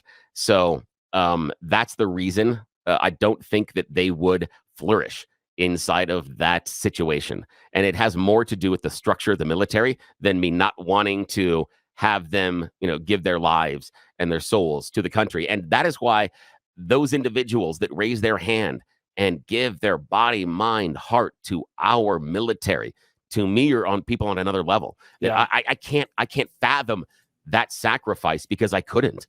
So it is something that why I disagree sometimes with what we do militarily, but each and every one of them do things that I wouldn't and couldn't and didn't. So you have my respect. But here's the listener I'm looking for, and I'd love to have you call us. Please, 303-696-1971. Is Putin so bad, worth stopping, that NATO should, or that Ukraine should join NATO and we should be sending our sons and daughters to fight against it? Or is this such a bad idea that this could force us into World War III? Is the Biden administration setting us up to go into a ground battle? Let me say that again. Is the Biden administration setting us up to go into a ground battle with a nuclear power? And this is going to result in World War III. Are you concerned? Mike Lee saying, if Ukraine becomes a member of NATO, the U.S. has got to get out of it. Biden administration saying, we've got to make sure Ukraine is part of NATO so we can defend it. Give us a call, 303-696-1971. Text us on the 710 KNUS app. Imagine effortlessly gliding open your cabinets and drawers to reveal neatly arranged shelves that showcase your belongings. With roll-em-out shelves, you'll easily access your pots, pans, and other essentials, eliminating chaos and increasing speed and functionality in your home. Roll-em-out shelves understands that every home storage needs are unique. Whether you're dealing with tight corners or expansive cabinets, your shelves will be custom built to maximize every inch of available space. Joyce and Brent Tolliver, the mom and son dynamic duo, leave satisfied customers wherever they go, and their all 5-star reviews confirm this. Listen to some of these. The quality of their products are excellent. The quality of the labor installation is outstanding. The customer service is unsurpassed. I absolutely recommend Roll-em-out Shelves. They are very good listeners, and they have great suggestions for cabinetry solutions. This is a top-notch company. Excellent product, excellent service and installation. We had our shelves installed in the laundry room and kitchen. Makes a world of difference in accessing items. I highly recommend them. Came out to our house, did all the measurements, detail-oriented, and very personable, wonderful people. Begin the affordable transformation in your home for less than $1,000 when Roll-em-out Shelves efficiently organizes your space with sturdy Baltic birch shelves built right here in Colorado and guaranteed for life. Call for your free in-home estimate today, 303-475-9601. That's 303-475-9601 or rollemoutshelves.com. Tell them Jeff sent you. rollemoutshelves.com. We'll get to Kimberly and Jay. You all are up next. Lines are filling up. Text us in as well. You're listening to the Jeff and Bill Show. News Talk 710 KNUS.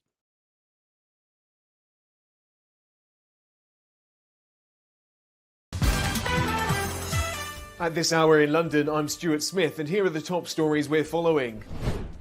Authorities in New York City say they've disrupted an online fraud operation that stole millions of dollars by duping victims into making phony cryptocurrency investments. In New York, Haley Bianco has more. Brooklyn District Attorney Eric Gonzalez said Thursday that his office seized 21 web domains being used by scammers in so-called pig butchering schemes. The term refers to gaining a victim's trust through dating apps or other sites and steering them toward bogus investments. One woman who spoke anonymously as part of the district attorney's presentation says she lost $118,000 after a scammer contacted her through a dating app. Altogether, the victims who have come forward reported losing more than $4 million in Brooklyn alone. Police are urging people not to trust crypto investments that seem too good to be true and warn against downloading apps from unverified crypto websites. A bull elephant has killed an elderly American tourist in Zambia while she was on safari. It happened in Kafue National Park when 6 guests and a guide were on a game drive. The tour operator says 4 others were injured when the aggressive elephant charged the vehicle they were in, which was blocked by the terrain. And that's what you need to know at this hour. I'm Stuart Smith in London on Salem News Channel.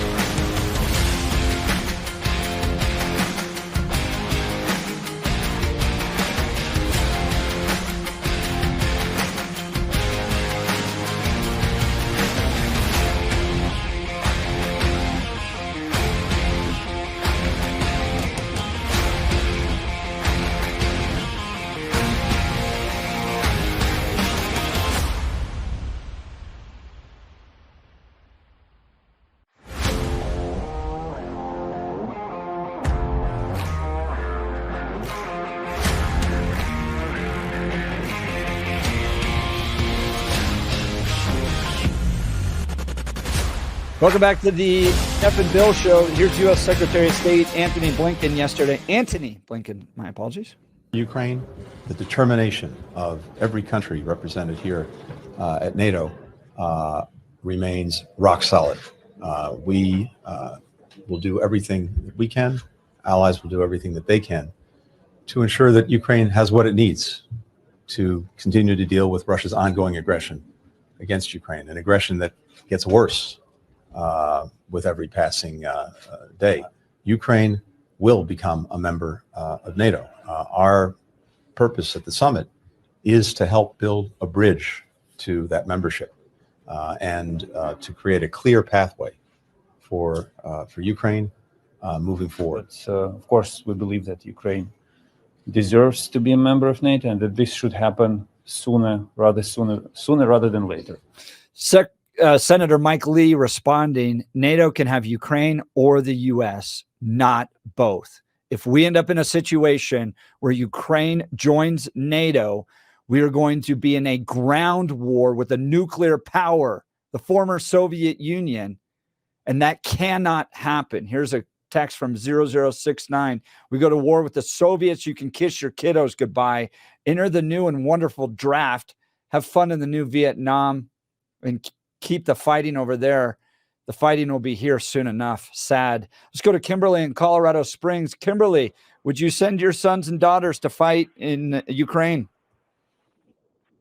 Hi, can you hear me okay? We got you. Yeah, great. So, no, I definitely would not. And I'm a MAGA Republican. I'm actually driving down to the state assembly right now as a delegate, and I completely oppose. I agree with that Senator Mike Lee. I completely oppose them becoming part of NATO. The reason this whole war started in the first place is because they signed a Minsky agreement with Russia stating that they wouldn't be part of NATO, and then they're in negotiations and discussions to do that, and it upset them, and now that we're here, and they're not someone that I think that we should get into war with, and I know that there's been peace agreements that have tried to reach the table where it sounds like we haven't had we actually don't want them to be at peace with Russia for some reason. It's just strange to me. And we're also spending I think we're going into debt $1 trillion every 100 days now in the United States.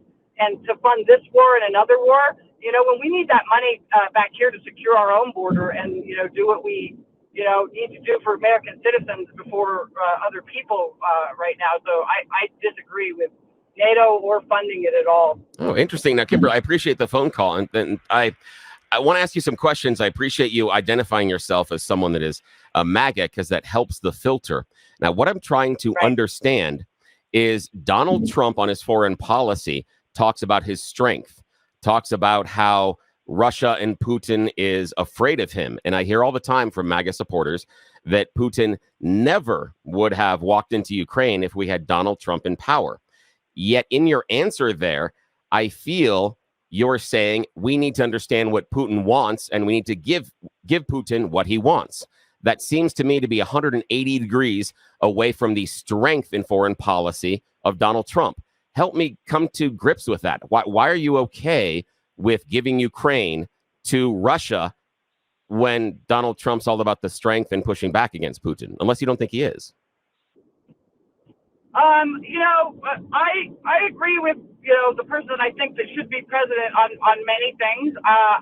But I don't necessarily agree with him on, I like how we were at peace with Russia. And I don't think that Russia should, take over Ukraine anymore. And I don't think if you listen to Putin, and I know that there's all this disagreement about his interview with Tucker, but how much we all trust him or not, I'm not sure, but I don't think that, I think that he would stop aggressing if there became a peace treaty. And so, if Donald Trump's position on that is different than what I'm stating, then I would disagree with him on that. I'm not going to agree with him on everything. I don't agree with him on the 15-week, ban on abortion either, but that's the way that he wants to, I guess, compromise on that position, in order to have some abortion, pro-life stand in this country for all states. And, I'll, I guess, concede to that. Kimberly, I appreciate the That's call. cool. Kimberly, I'd love to see you Saturday. Will you swing come by say the hi. booth? I'd love to meet you in person. Okay. Yeah, Yeah, please sounds do. good. You guys are there. Great. Okay, bye. Thanks. Thanks, Kimberly. We'll be down at the State Assembly this Saturday. So some of if us will. you're You're going. I'm not. for Bill's safety and protection. Yes, exactly. that and I also have. I literally we are going to get off the air, and within 30 minutes, I've got to be on the air somewhere else. Yeah. So yeah, and some of those military bases will notice if I'm not doing the show. So yeah, we got to do that. Yep. So visit us. We'll be down from 9 to 1, broadcasting down at the State Assembly. I appreciate Kimberly giving us a call. That was I interesting. mean, here's a question that you guys kind of got to, and I just want to get to other callers as we're being quick on this. How does the Ukraine war end? Yeah, good question. Would you be okay annexing parts of Ukraine back to Russia Yeah, if and it how meant much? peace? And how much? I wouldn't. And the issue is for me only because I don't want to give Putin an inch. I still firmly disagree with Barack Obama and acquiescing to Putin when he took over Crimea. I thought that was a really, really weak move. Everyone talked about Obama going around and doing the U.S. apology tour and oh, we're so sorry. No. The issue for me was that. That's the major weakness in foreign policy. That to me was a huge mistake, but that's me. Jay and Parker. Jay, you're on the Jeff and Bill Show, News Talk 710 KNUS. Jay, would you send your kids to fight in Ukraine? I would. Not my daughters. I would. If I had sons, I would. I was Really? a MAGA Republican, Jeff. I voted for Trump twice. I donated significant money, and not anymore, because Ukraine is my litmus test. Everyone has their abortion litmus test. This is my litmus test. And Why is the it so important to you? Why would you send your kids to fight there? What happens if we don't? And what would happen? Russia's just going to take them over. Is that how we live in a modern post-industrial society? That we could just allow stronger nations to invade other nations? Well, you could continue to do sanctions against Russia, but putting American lives on the ground to I don't defend think we Ukraine. have to send troops in. I think we can send enough. I think you create a false dilemma. I think we can send in enough weapons that's not necessary. Let me ask you, Jeff, were you in favor of supporting the U.S. support for the Taliban against the Soviets? Yeah, back like Charlie Wilson's when they were funding the rockets. Were you in favor of that? Or you think we should have just let the Soviets take over Afghanistan permanently? I've kind of changed my mind on all this stuff. I was very much, you go back and look at my writings back when I was a young seminarian, I believed that the wars in Iraq and Afghanistan fit just war theory.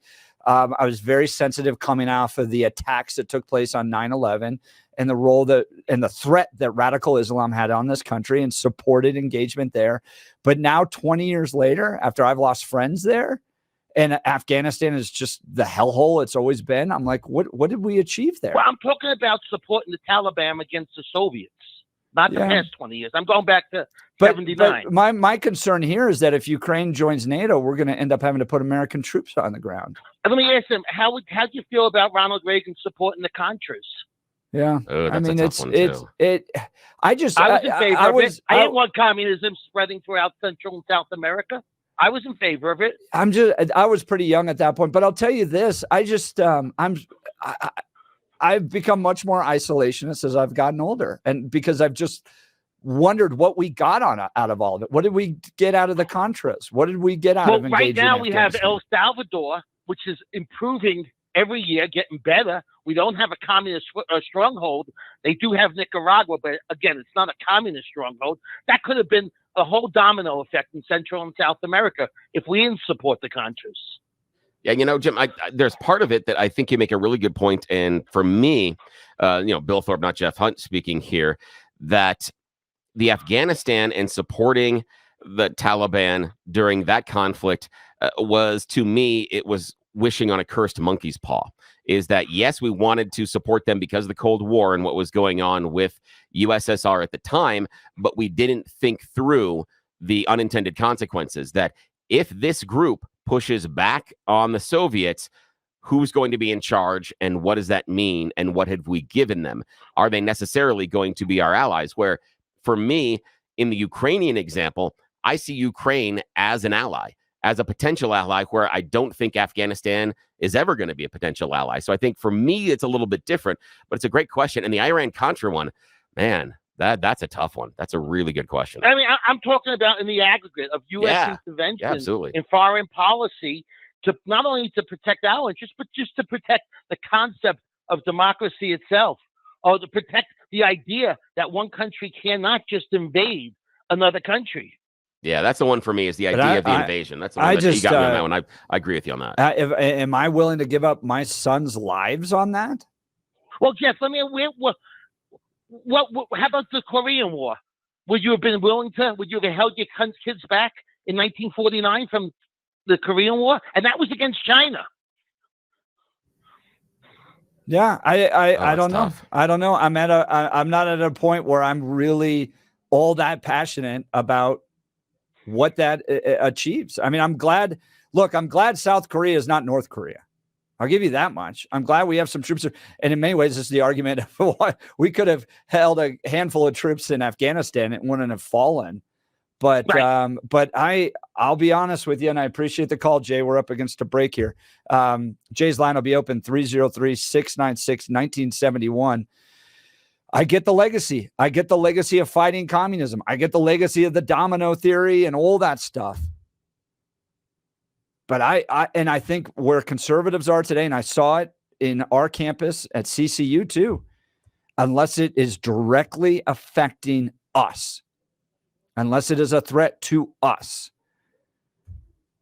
is it worth engaging? Because there, in Jay's point, there's just no end to that. We're the police of the world at that point.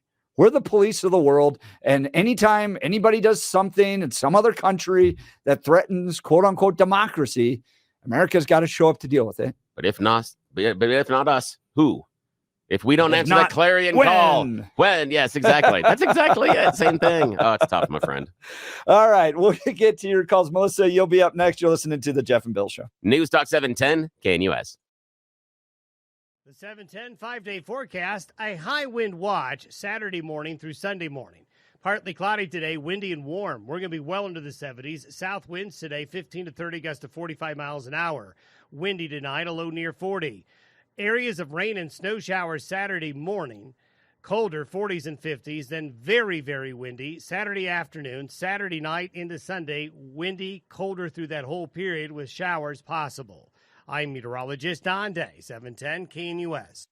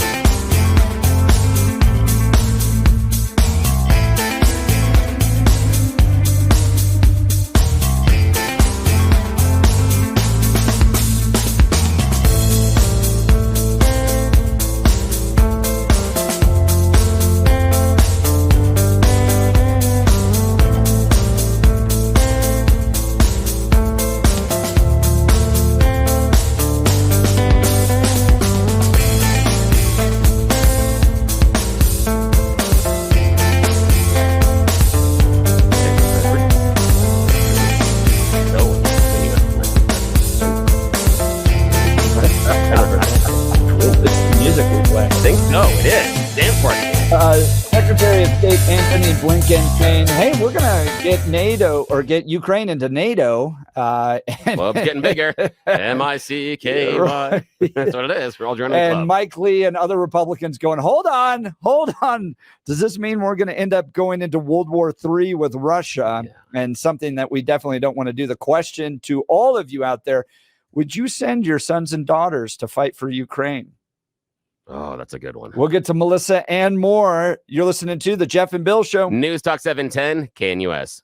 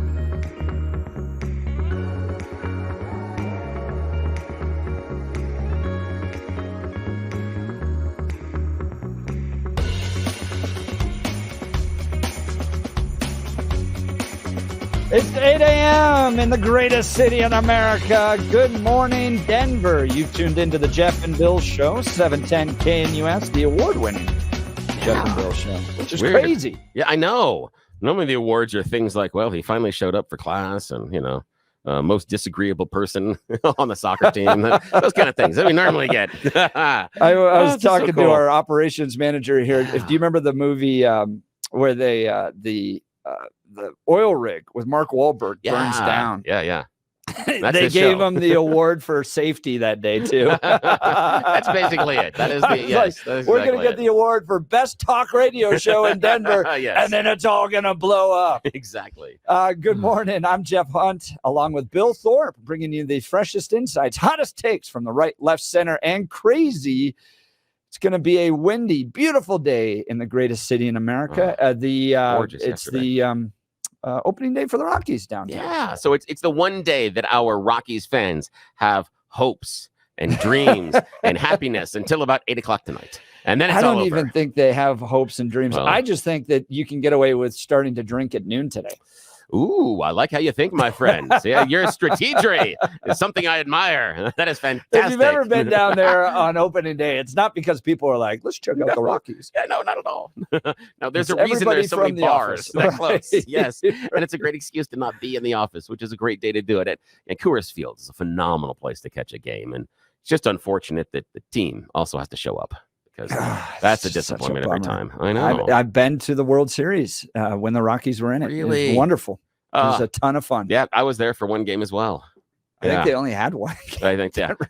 And we were, Maybe two. well, the thing is, and we were way up in the nosebleeds. Yeah. Way up high. You still paid $10,000 Oh, yeah. to And get the those only tickets. reason we have that, and we'll get into this a different time, but my younger brother has the magic touch to win contests, especially radio contests, and to get in for tickets. He won I will World tell you. Series Contest. He was tickets? able to get in. I'll go through the contest stuff, but he was able to get into the portal when everybody else was shut out. He's got a way of being able to navigate those that is the next level. And again, I'll share that story someday. He's just blessed, and I don't get it. I don't understand it. I'm just happy I'm related to him, so I can take advantage of it. Gearing up for a whole nother hour of engaging discussions, critical analysis, most importantly, your calls and texts, because this is where Denver's voice is heard loud and clear. So let's get another cup of coffee, continue this conversation. Ukraine possibly joining NATO, Biden administration pushing that. All the Republicans going, wait, hold on. We have requirements. If Ukraine joins NATO, the United States is going to have to come to their defense. Yeah, what does this mean? Not just funding, but you may end up with troops on the ground. Melissa, you've been very patient. Melissa, would you send your sons or daughters to fight in Ukraine?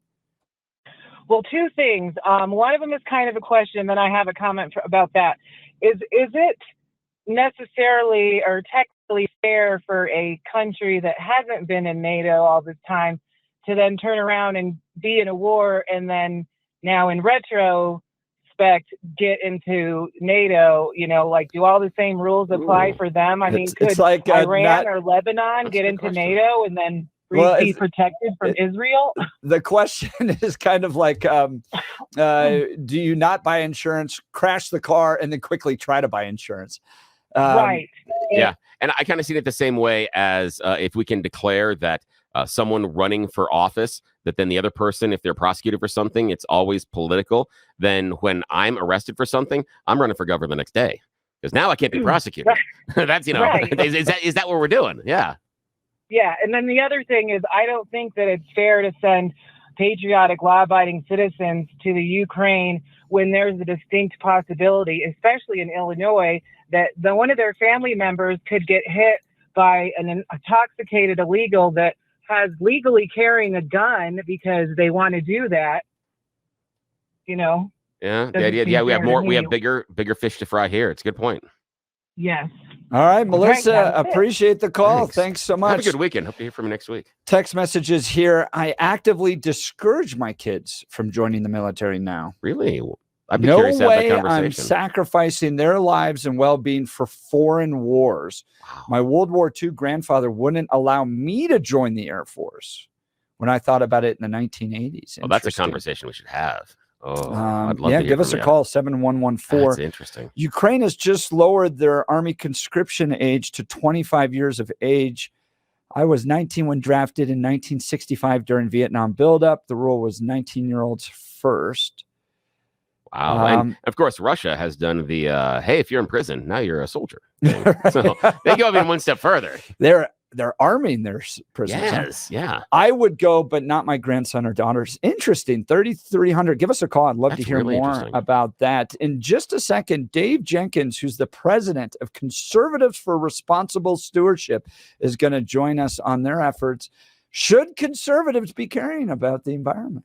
Interesting conversation. Yeah. Should it I just have be all lots of thoughts on exploitation? this. Should it be, if we can make money off of it, should we do it?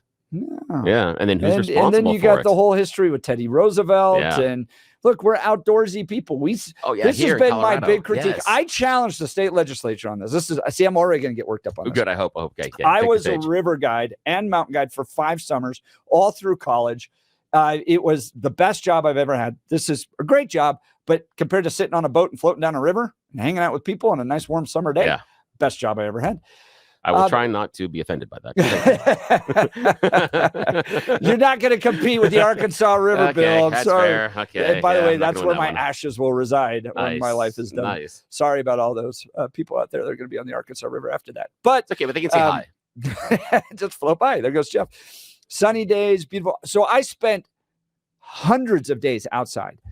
And then you get these kind of libs down at the state capitol who are as pale and weak and lanky as you could have possibly imagined, coming up with, well, we're going to care for the environment. You've never been outside. Go out and you touch don't grass. even go outside. Are you kidding me? Yeah. You can tell the tan you have from the neon lights in the coffee shops you live in. So they're coming up with all this environmental strategy. And I'm not convinced they have any idea what they're talking about. But should conservatives care about it? We're going to talk with Dave Jenkins, president of Conservatives for Responsible Stewardship, in just a second. So stick around. Let's get to the news. Say goodbye to clutter and At this hour in London, I'm Stuart Smith, and here are the top stories we're following. President Biden is in Baltimore today, a little over a week after a ship leaving port lost power and collided with the Francis Scott Key Bridge, killing 6 construction workers. The White House is promising to move heaven and earth to rebuild the major crossing. Benji Hire reports. President Biden's making the short journey from here in Washington, D.C. north to Baltimore, Maryland on Friday. What he'll see as a haunting sight, a huge vessel still lodged in the tangled metal from the caved-in bridge, blocking a vital shipping route in and out of one of America's biggest ports. He'll meet local officials, the state's governor, the city's mayor, and look at the federal response effort. His administration's made available $60 million in the wake of this deadly disaster. Alaska Air has received $160 million from Boeing to address lost profits after regulators grounded its fleet of 200 737 MAX 9s. That happened in January after a door plug fell off an aircraft shortly after takeoff. Alaska Air says it suffered a $150 million hit when thousands of flights were cancelled as the initial investigation got underway. And that's what you need to know at this hour. I'm Stuart Smith in London on Salem News Channel. The 710 5-day forecast, a high wind watch Saturday morning through Sunday morning. Partly cloudy today, windy and warm. We're going to be well into the 70s. South winds today, 15 to 30 gusts to 45 miles an hour. Windy tonight, a low near 40. Areas of rain and snow showers Saturday morning. Colder, 40s and 50s, then very, very windy. Saturday afternoon, Saturday night into Sunday, windy, colder through that whole period with showers possible. I'm meteorologist Don Day, 710 KNUS. Say goodbye to clutter and hello to convenience when you experience organization transformation. Say goodbye to clutter and hello to convenience when you experience organization transformation in your home. Roll 'em out shelves, your clutter transformation experts create affordable Colorado crafted organized storage solutions. These custom options will maximize and organize your kitchen and bath storage as Roll 'em out shelves carefully designs and builds roll out drawers to fit your space perfectly to clear the clutter. Contact owners Joyce and Brent at Roll 'em out Shelves to schedule your free in-home estimate today. A grassroots organization founded on the premise that environmental stewardship and natural resource conservation are inherently conservative, and that the true conservative will be a good steward of the natural systems and resources that sustain life on Earth. Joining us on the Jeff and Bill Show is David Jenkins. He's the president. He's worked for CRS or its predecessor organizations, REP America, since 2005. David, thanks so much for being on the Jeff and Bill Show. Yeah, thanks for having me. All right, David, are you just a lib pretending to be a conservative, or should conservatives really care about the environment? Well, yeah, if you look back through history, most of this country's major environmental accomplishments have been championed by Republicans. I mean, you mentioned Teddy Roosevelt earlier in the lead-in, and if you look at Richard Nixon in the 70s with the EPA and Clean Air Act, Clean Water Act, and then you look at Reagan with dealing with the ozone problem, ozone depletion, and then acid rain. George H.W. Bush and put in policies that finally solved that problem. So we have a long record, and I don't know why we don't embrace it more.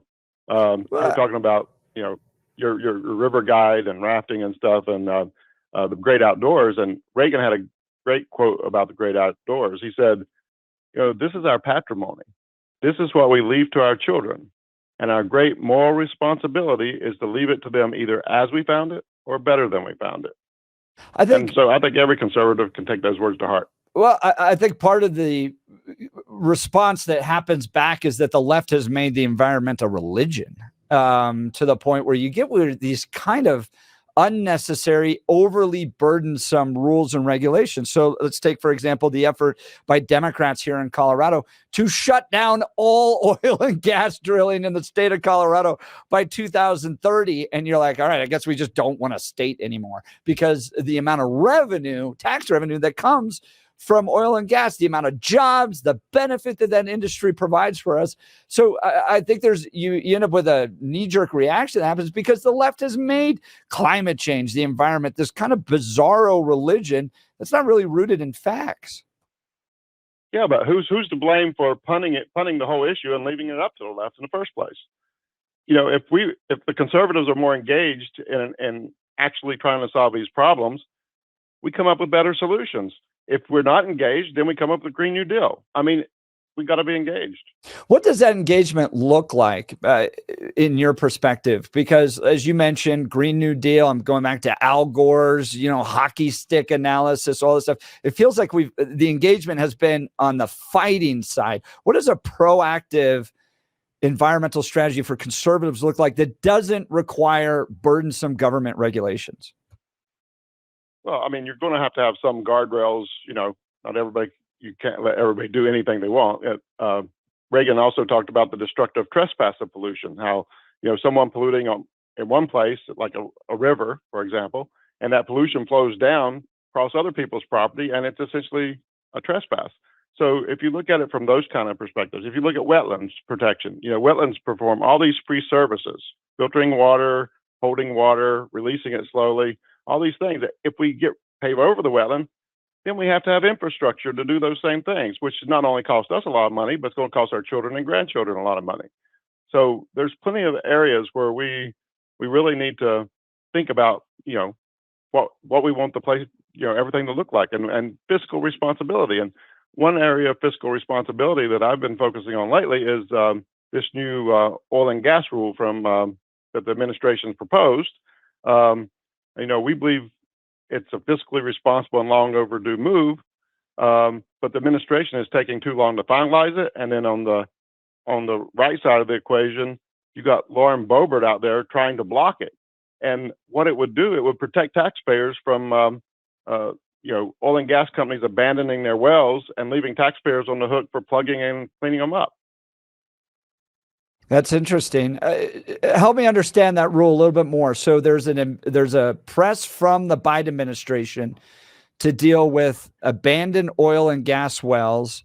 Why couldn't we just rely or require those companies to clean them up, seal them up themselves? Is that is that what we currently have? Well, yeah, we do require it. It's a condition of their permit. The problem is that they have this shell game going where the same individual or individuals, they'll own numerous companies out there, all services companies, and they'll drill and produce a well and take all the oil out. And then when it's no longer there, instead of doing what they promised to do in their permit and cleaning it up, they will declare bankruptcy and go on to company B, owned by the same people. And then the government has trouble collecting that money. So it ends up us taxpayers are footing that bill. So we're talking 130,000 of these abandoned orphan wells just on public lands alone, probably around 3 million nationwide. And, these could cost $150,000 a well to plug and clean up. And, they had the bipartisan infrastructure bill several years ago, and they included $4.7 billion to clean up these orphan wells. and that just scratched the surface. But that's our tax money, and there were plenty of us, people on the political right, the Republicans, that were in favor of spending that $4.7 billion on orphan well cleanup. But then, how in the heck does it make sense that you're not going to stop the bleeding by requiring bonding sufficient to cover that in case these people skip out on their obligation? I'm a fiscal conservative, and I just can't figure out how anyone who claims to be a fiscal conservative can be happy to throw billions of our hard-earned taxpayer dollars at this problem, yet unwilling to stop the scam by simply requiring the companies to post a bond that's sufficient to ensure that the responsible parties pay their fair share or pay what they owe. One of the other things on your website is help stop the slaughter of wolves. That's a sensitive issue here in Colorado because it's what we call ballot box biology. Voters in Boulder and suburban Denver said, wolves sound great. Meanwhile, all the people in the outer areas that actually have to deal with the wolves were like, no. This isn't going to be helpful for us. And in fact, just this week, you had the first death of livestock by these wolves that were introduced. Why encourage the stop the killing of wolves? Conservatives in Colorado are going, this is going to be a much bigger problem, and doing biology via ballot box is not a good way to manage our state.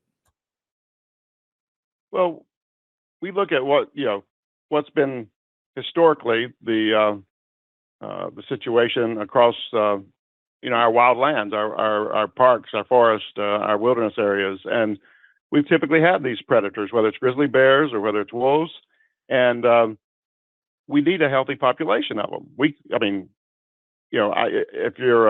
If you're a Christian and you believe that God created everything, it's kind of hard to say, oh well, we should just exterminate this off the planet.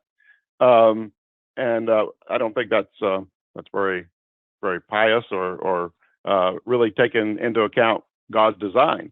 So when they took the wolves off the endangered species list in Idaho, for example, it seems like it was just like, let's kill as many as we can until we get to that minimum number before it triggers the Endangered Species Act, and then once we get to there, we'll stop. But otherwise, we'll kill them all to the lowest possible population we can. And take folks in Alaska, for example. They live alongside of grizzly bears, moose, wolves, everything, and they manage.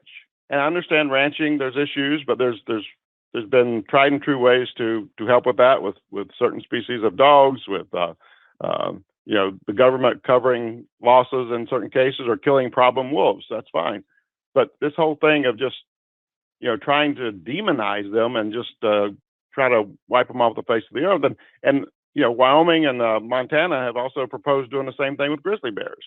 And I just someone who loves the outdoors, that kind of attitude kind of offends my sensibilities, because I've been out and backpacking and had grizzlies dancing around outside my tent while I was sleeping, and no problem. I mean, it's part of the experience, and it really adds to our humility a little bit when we're out and we know that there's things out there that we have to be careful of, that are part of nature that we need to respect. Dave Jenkins, president of Conservatives for Responsible Stewardship, here with Jeff and Bill.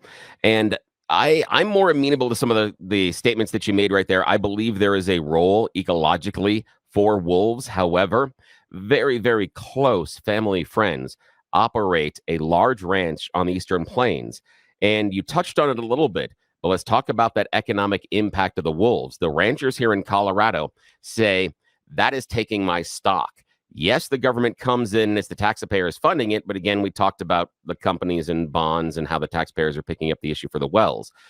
If that's bad, the government is covering those losses.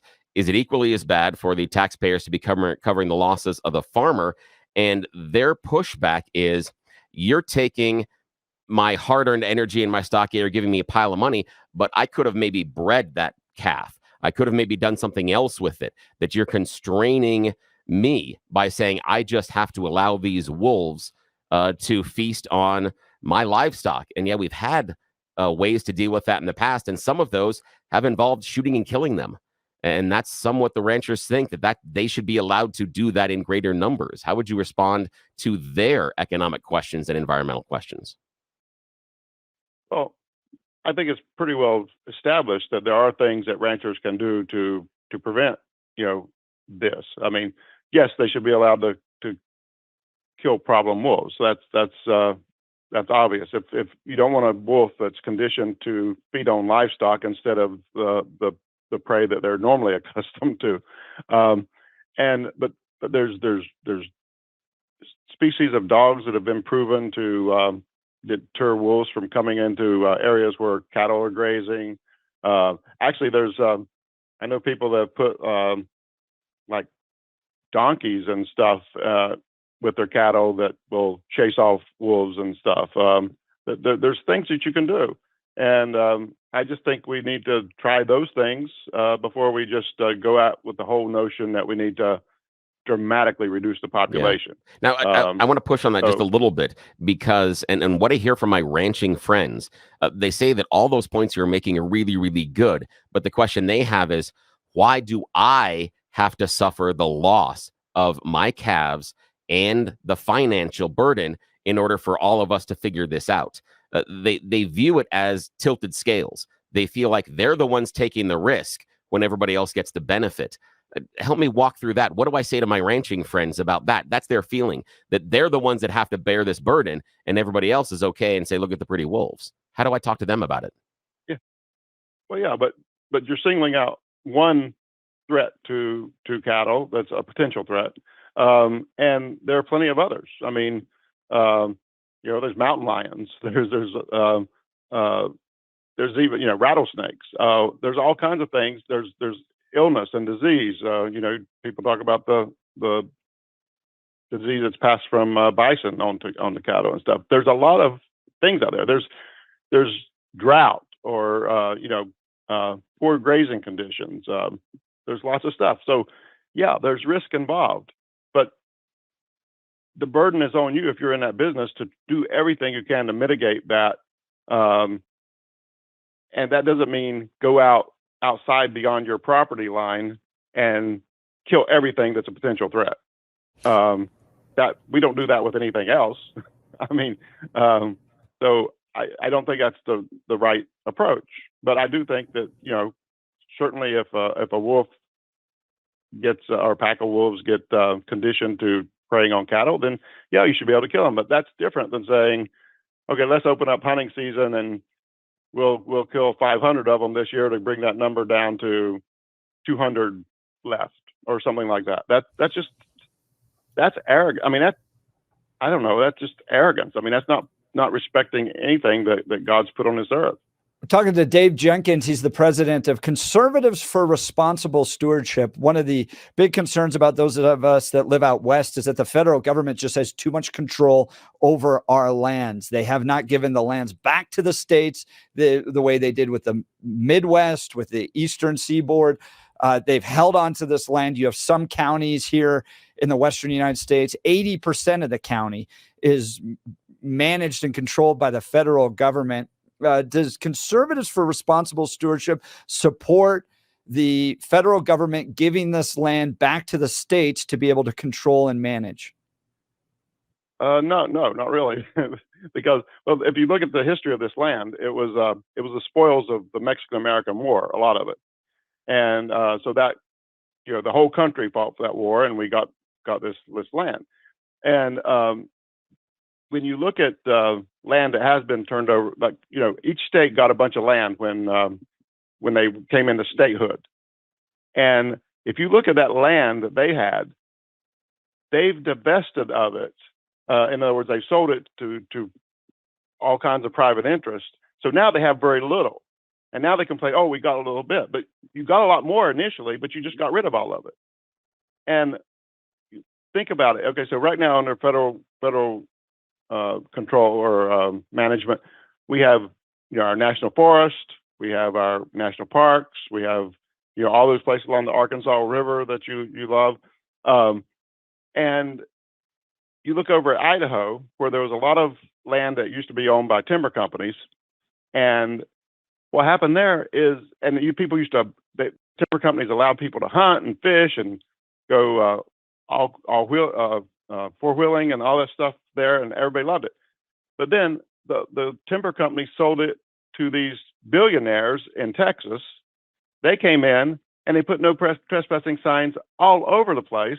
And now someone, if they live in one part of Idaho and they want to hunt in a panhandle of Idaho, they have to drive into Montana and around to get there, because all the property that these private these brothers have, they don't allow anyone to use or cross over. So they're blocking like a whole part of the state from recreation. And so who is it that thinks that, okay, so if the federal government doesn't own it and it goes into private hands, that you won't have less opportunity than you have today? We got to think this through before we just knee jerk say, oh, well, yeah, let the states take it back. Well, you have to have a plan. And right now, it doesn't look like, it looks like right now that if you love the outdoors, while, we all hate the landlord and they always do things that we're not in favor of,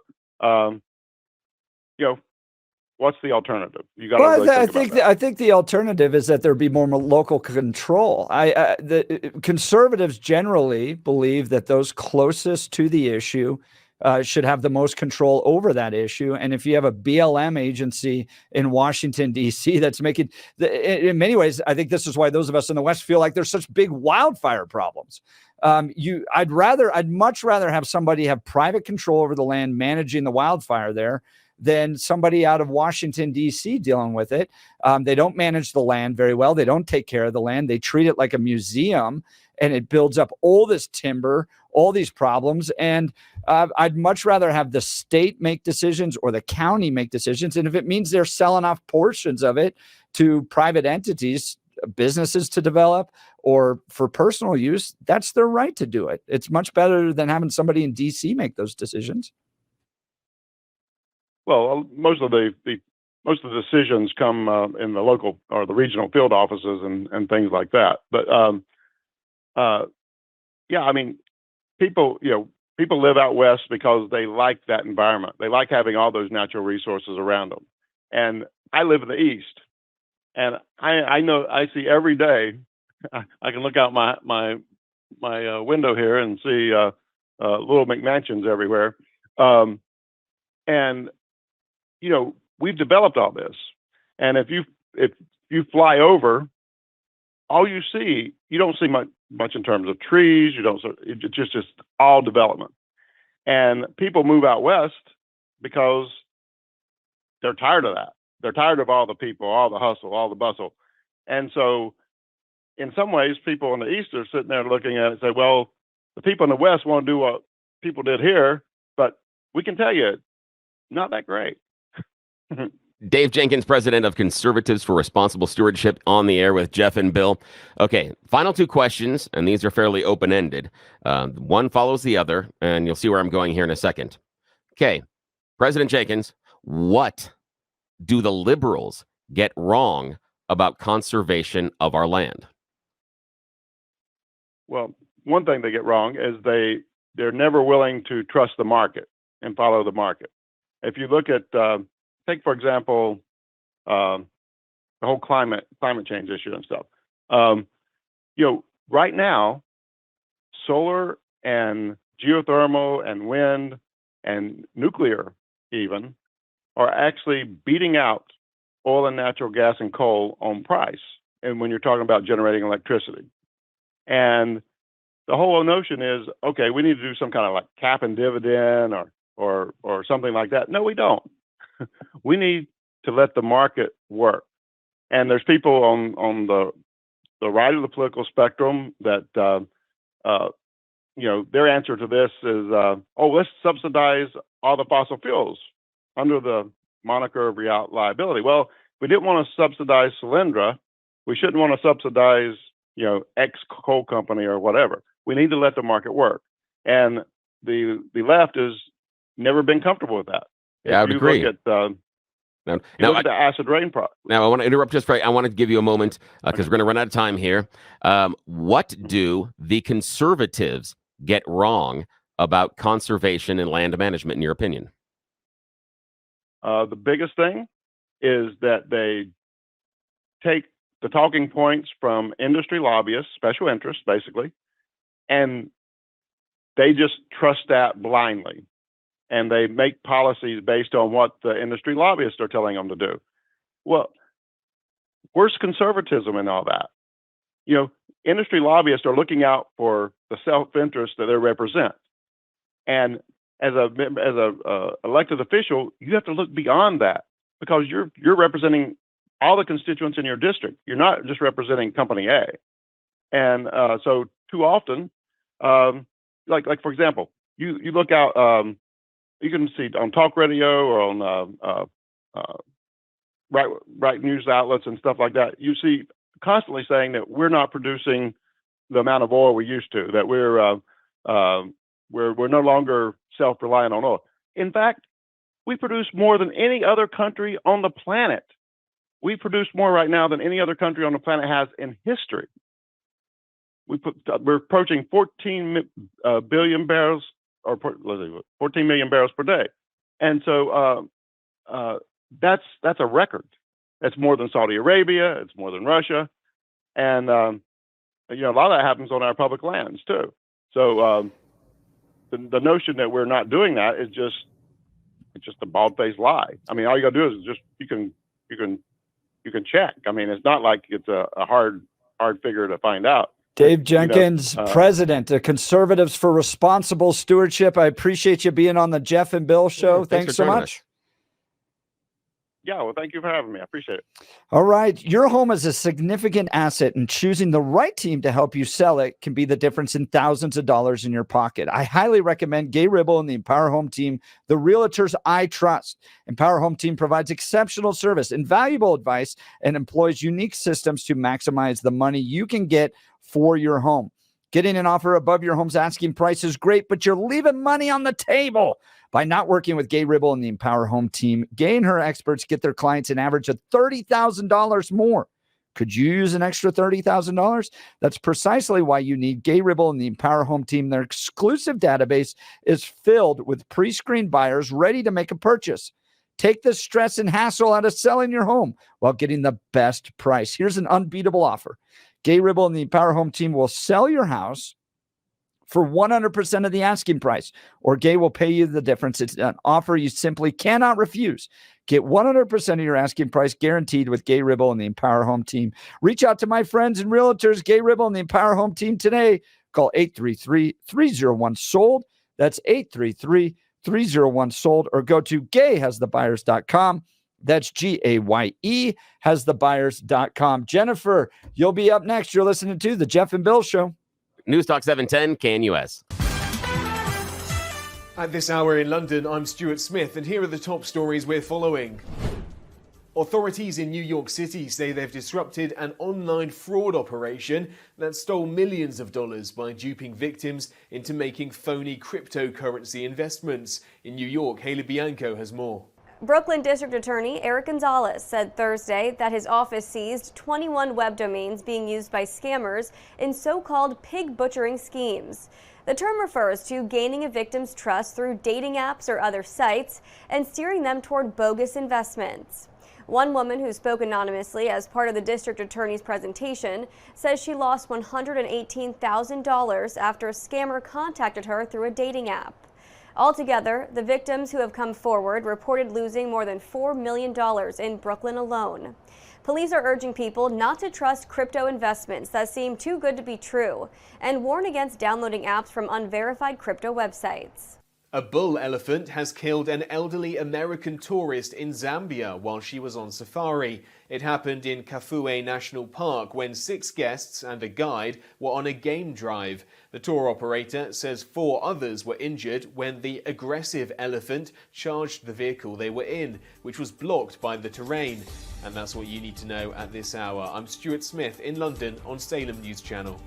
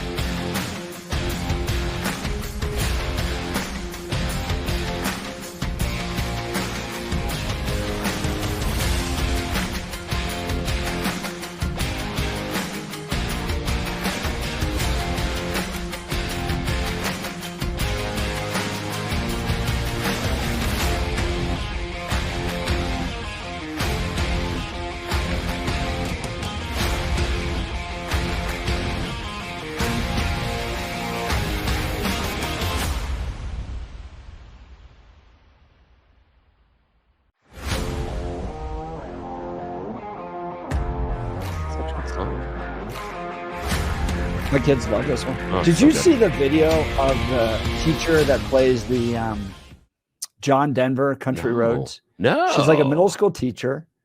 This year, wow. middle school teacher. She plays the video, Yeah. the song, and every kid is singing alongside to that No song. way. And she's just sitting there stunned, like, how do all these middle school kids know a folk song from the 70s? John Denver song of all John things. Denver. They love it. Our kids love this song too. Chicken fries. This is so Zach good. Brown Band. Can you believe they're going to put us out in public? I mean, we're going to go and Black-Eyed Peas. I mean, They're going to put me out in public. well, you're fine. It's me we're worried about. Oh, I mean, I'm not boy. sure I'm ready for public. This isn't good, but I hope to see everybody out there. I mean, Two great public events coming up.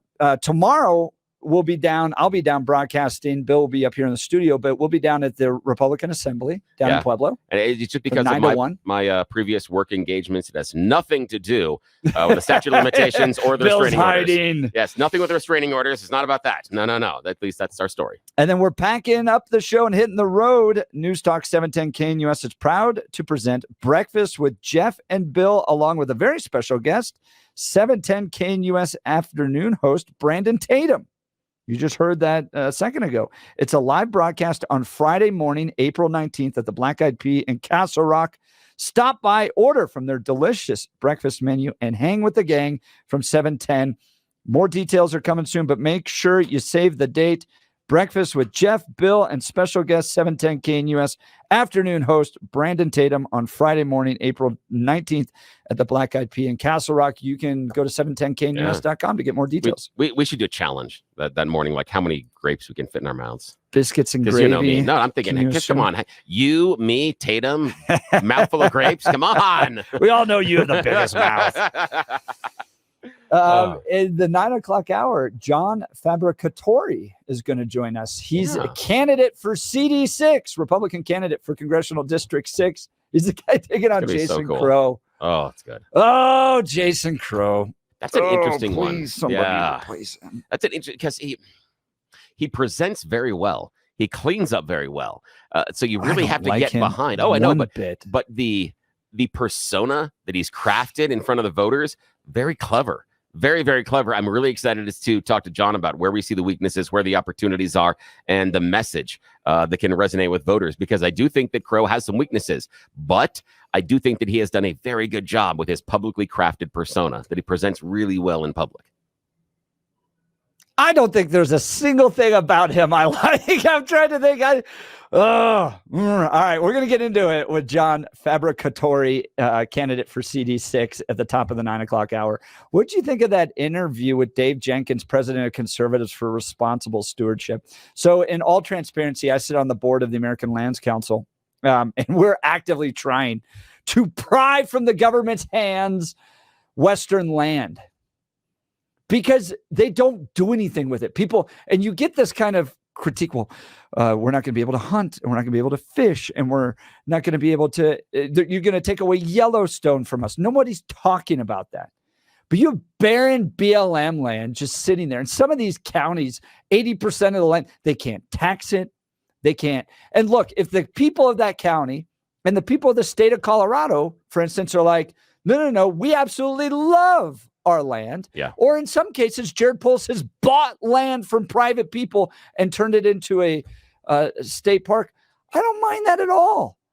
I just don't want Joe Schmo, who picked up a hot dog from downtown Washington, D.C., who works at the BLM office there, to be telling the rest of us what we can and cannot do with our land. And that's why you have all the wildfire issues. That's why you have all the water issues out here. They have no idea what they're talking about. I hope that soon you'll tell us how you really feel. Gosh, I get frustrated about that.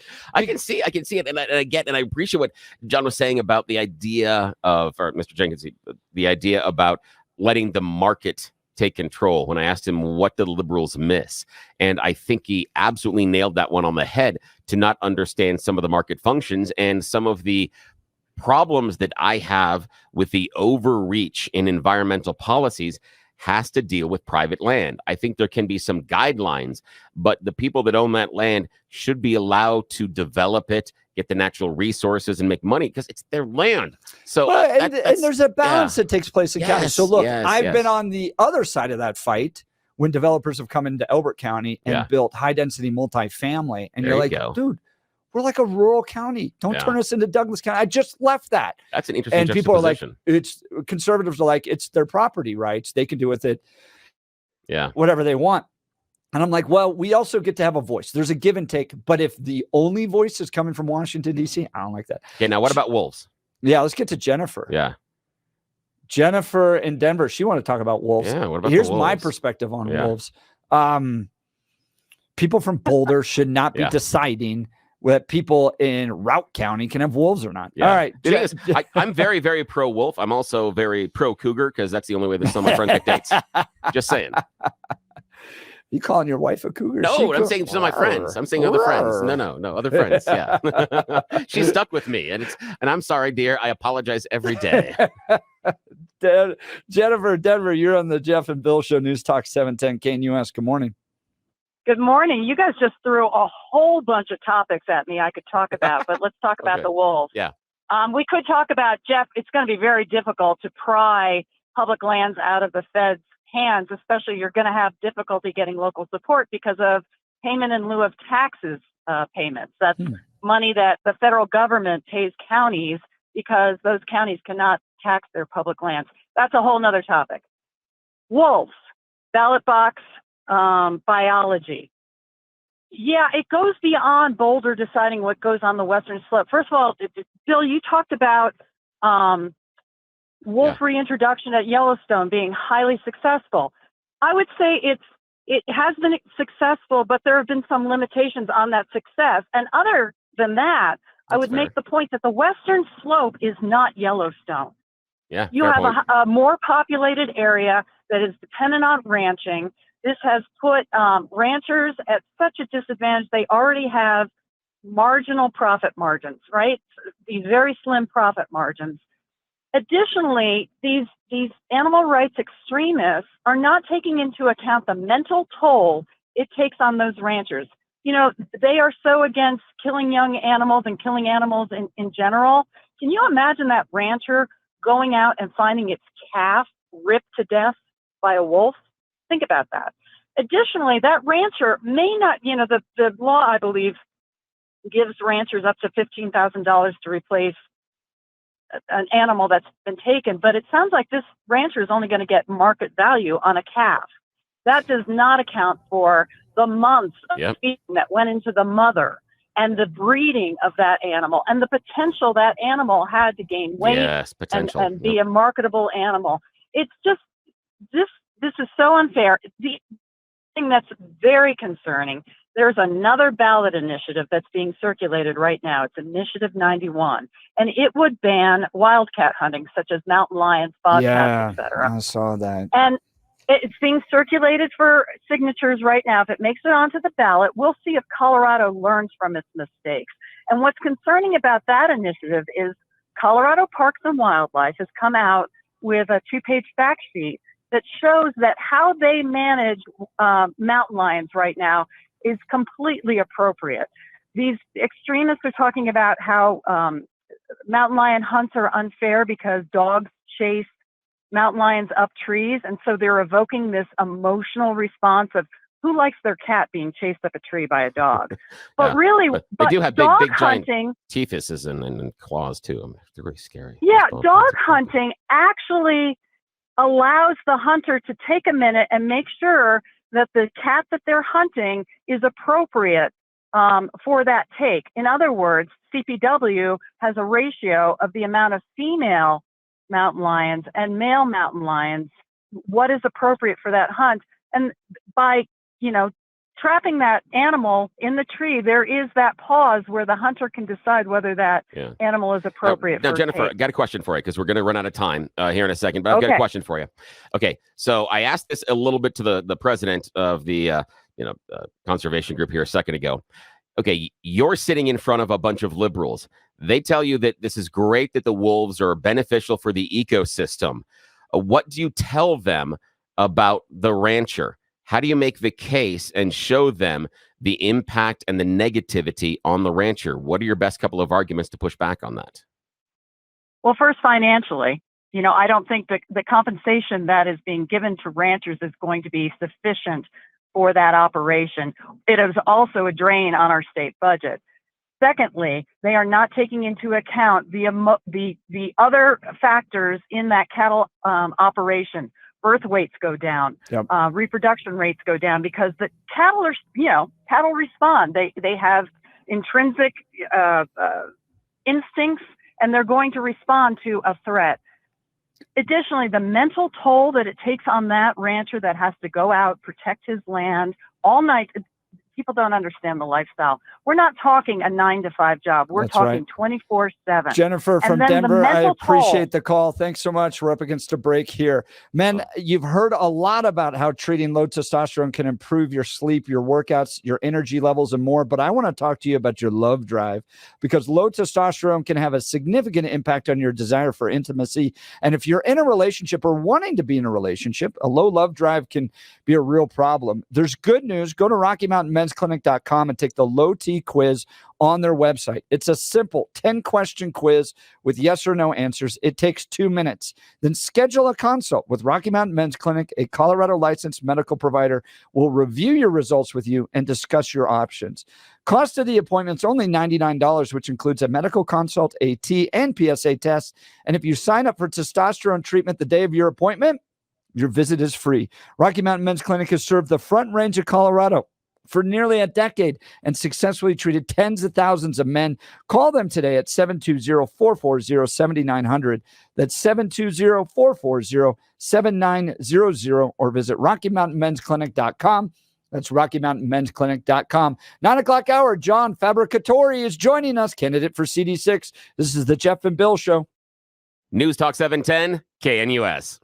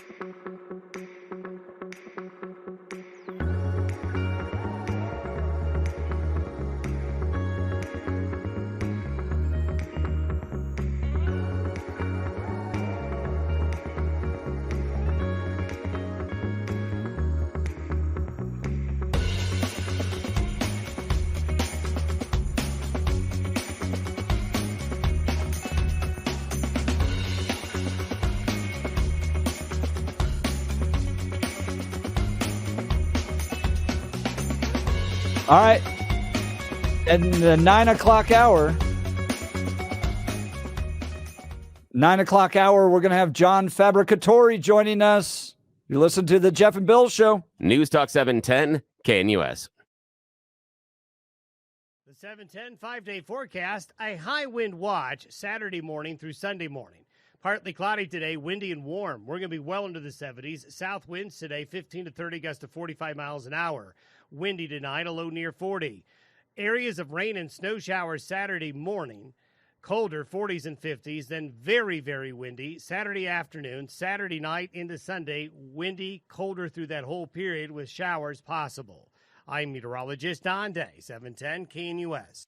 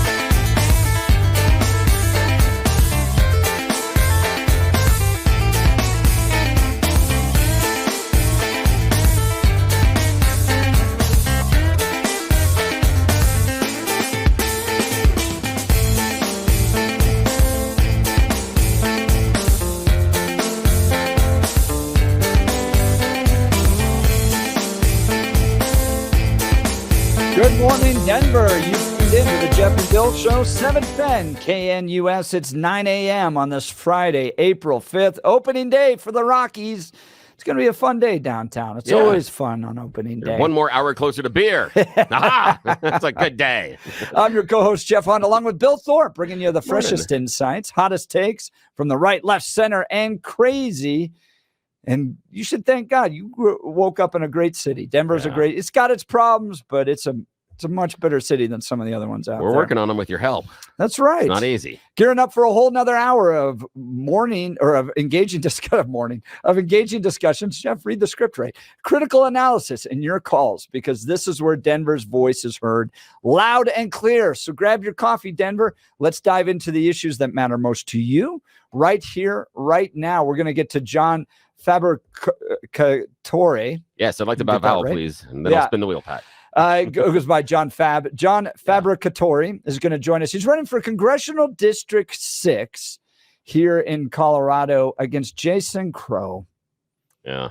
I want to know how often the name on the back of the jersey was misspelled when I was a kid. Yeah, that's a tough one. I've only misspelled it 3 times already this morning, because we got different forms and stuff I have to fill out and things for the podcast, and only 3 times have I misspelled it. I'm like, that's not dumb. John Fabricatore. Yeah. It's those beautiful 2 B's in the middle. Italian name. We're going to get to him in just a second, but let's start with the news.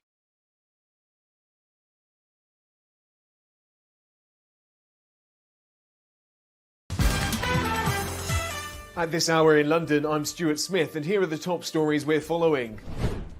Authorities in New York City say they've disrupted an online fraud operation that stole millions of dollars by duping victims into making phony cryptocurrency investments. In New York, Haley Bianco has more.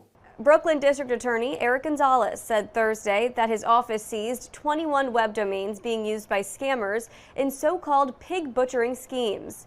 The term refers to gaining a victim's trust through dating apps or other sites and steering them toward bogus investments. One woman who spoke anonymously as part of the district attorney's presentation says she lost $118,000 after a scammer contacted her through a dating app. Altogether, the victims who have come forward reported losing more than $4 million in Brooklyn alone. Police are urging people not to trust crypto investments that seem too good to be true and warn against downloading apps from unverified crypto websites.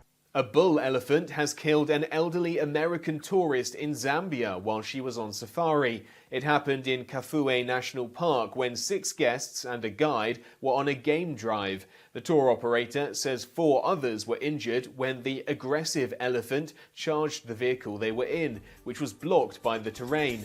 And that's what you need to know at this hour. I'm Stuart Smith in London on Salem News Channel.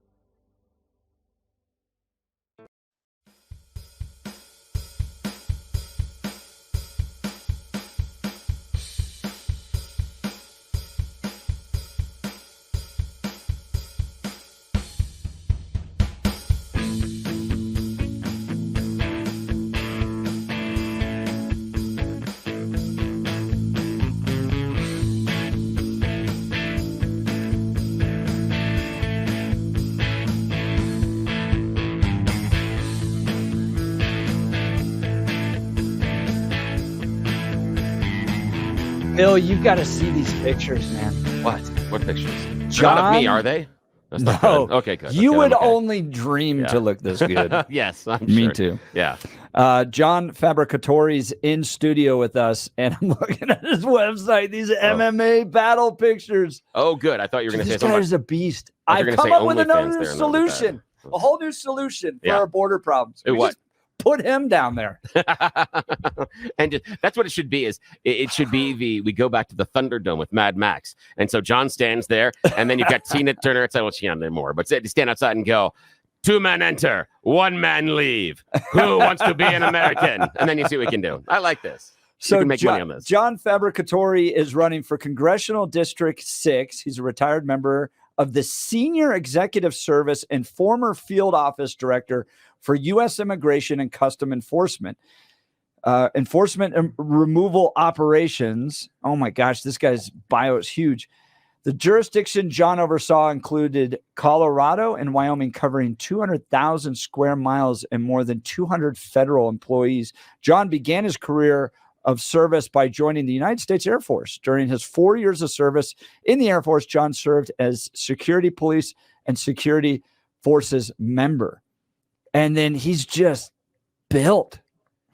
This guy's legit, man. Let's put him down at the border. John, thanks so much for being in studio on the Jeff and Bill Show. I'm not taking pictures afterwards. I look so bad. I can't do that. That's Thanks so a lot for having me, guys. I really appreciate you, bringing me on and letting me talk. So it's great. Yeah, it's great. So let's start at the beginning. Sure.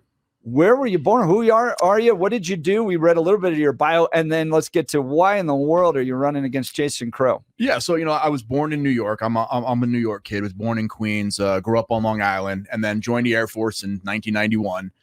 Traveled around the world. Was stationed at Spangdahlem in Germany. Went to Saudi Arabia. Wound up up at F.E. Warren up in Wyoming. Had my first child up there. So my son was actually born in Fort Collins in 1995. Became a federal agent in 1996, worked 2 years in downtown Manhattan, and then transferred out here to Colorado to work on the Oklahoma City bombing trial. Wow. Never left Colorado after that. What'd you do for that? So I was with Federal Protective Service at the time. Wow. So my first agency that I was with was FPS, and we provided protection for the judges. So I actually was I provided protection for Michael Tiger, who was the attorney at that time for Nichols. So I provided protection for that. So right after that trial, I applied for INS, which Immigration Naturalization Service at the time. Got on with INS in like 1998, 99, and my career started after that. Wound up in ICE and onward. Well, first of all, thanks so much for your service. Thank you for what you've done for this country. Why in the world would you put yourself in a position of wanting to run for office? Yeah, look, I retired because of this administration. So, really? I was just tired of taking orders that I knew were not keeping America safe.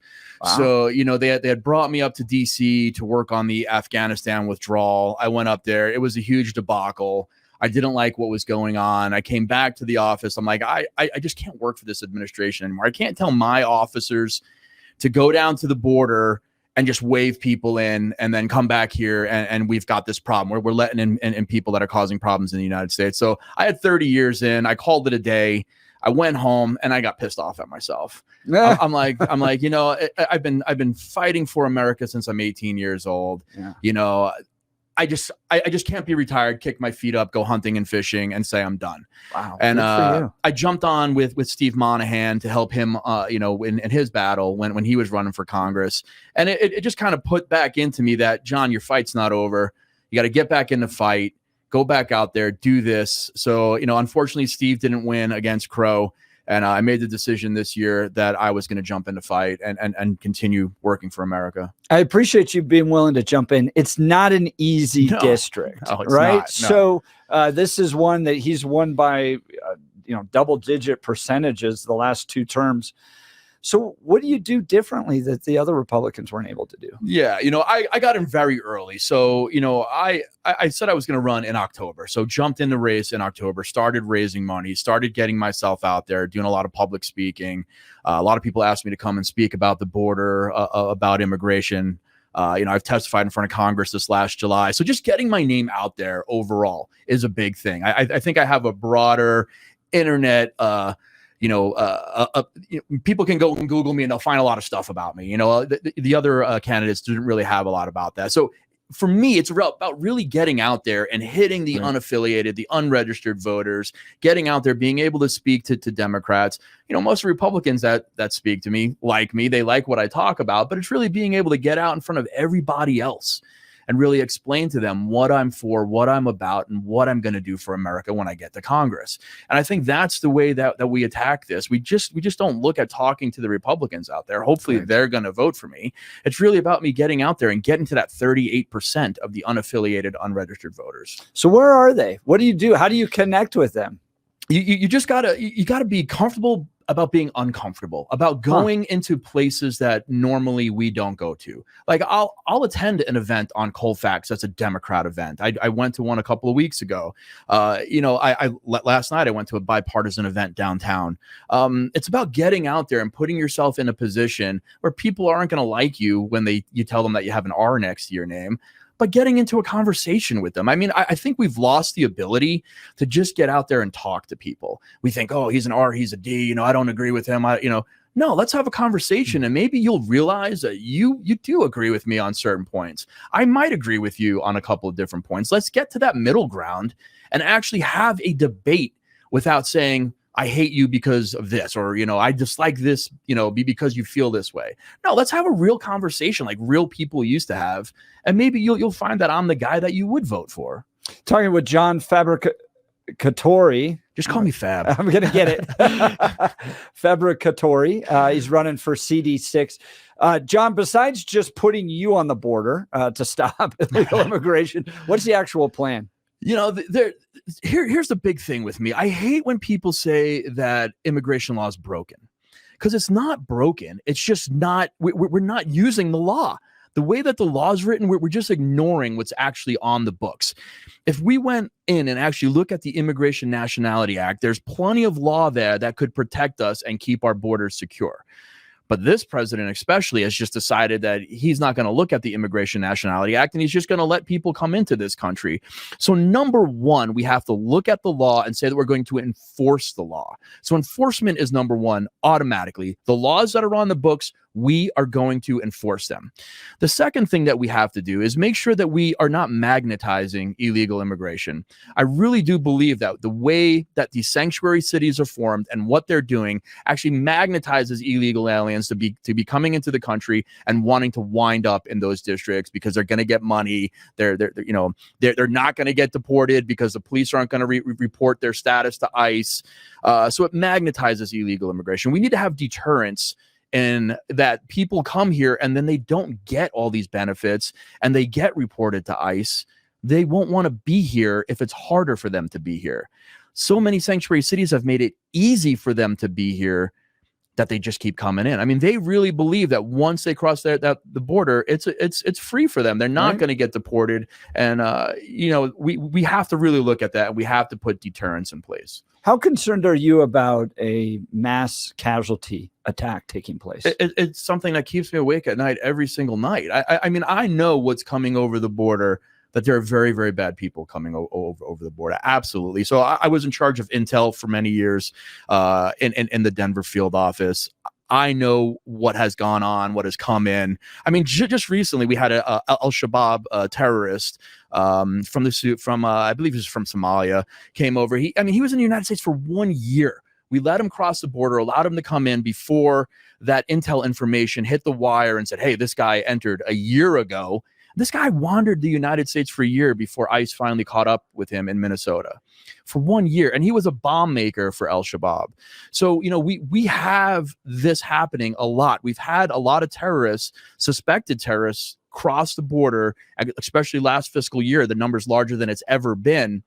We know that people are getting into this country that want to cause harm to America. 1.7 million gotaways. Why were they gotaways? Most people are turning themselves in to Border Patrol so they can get paperwork to appear in front of an immigration judge and claim asylum.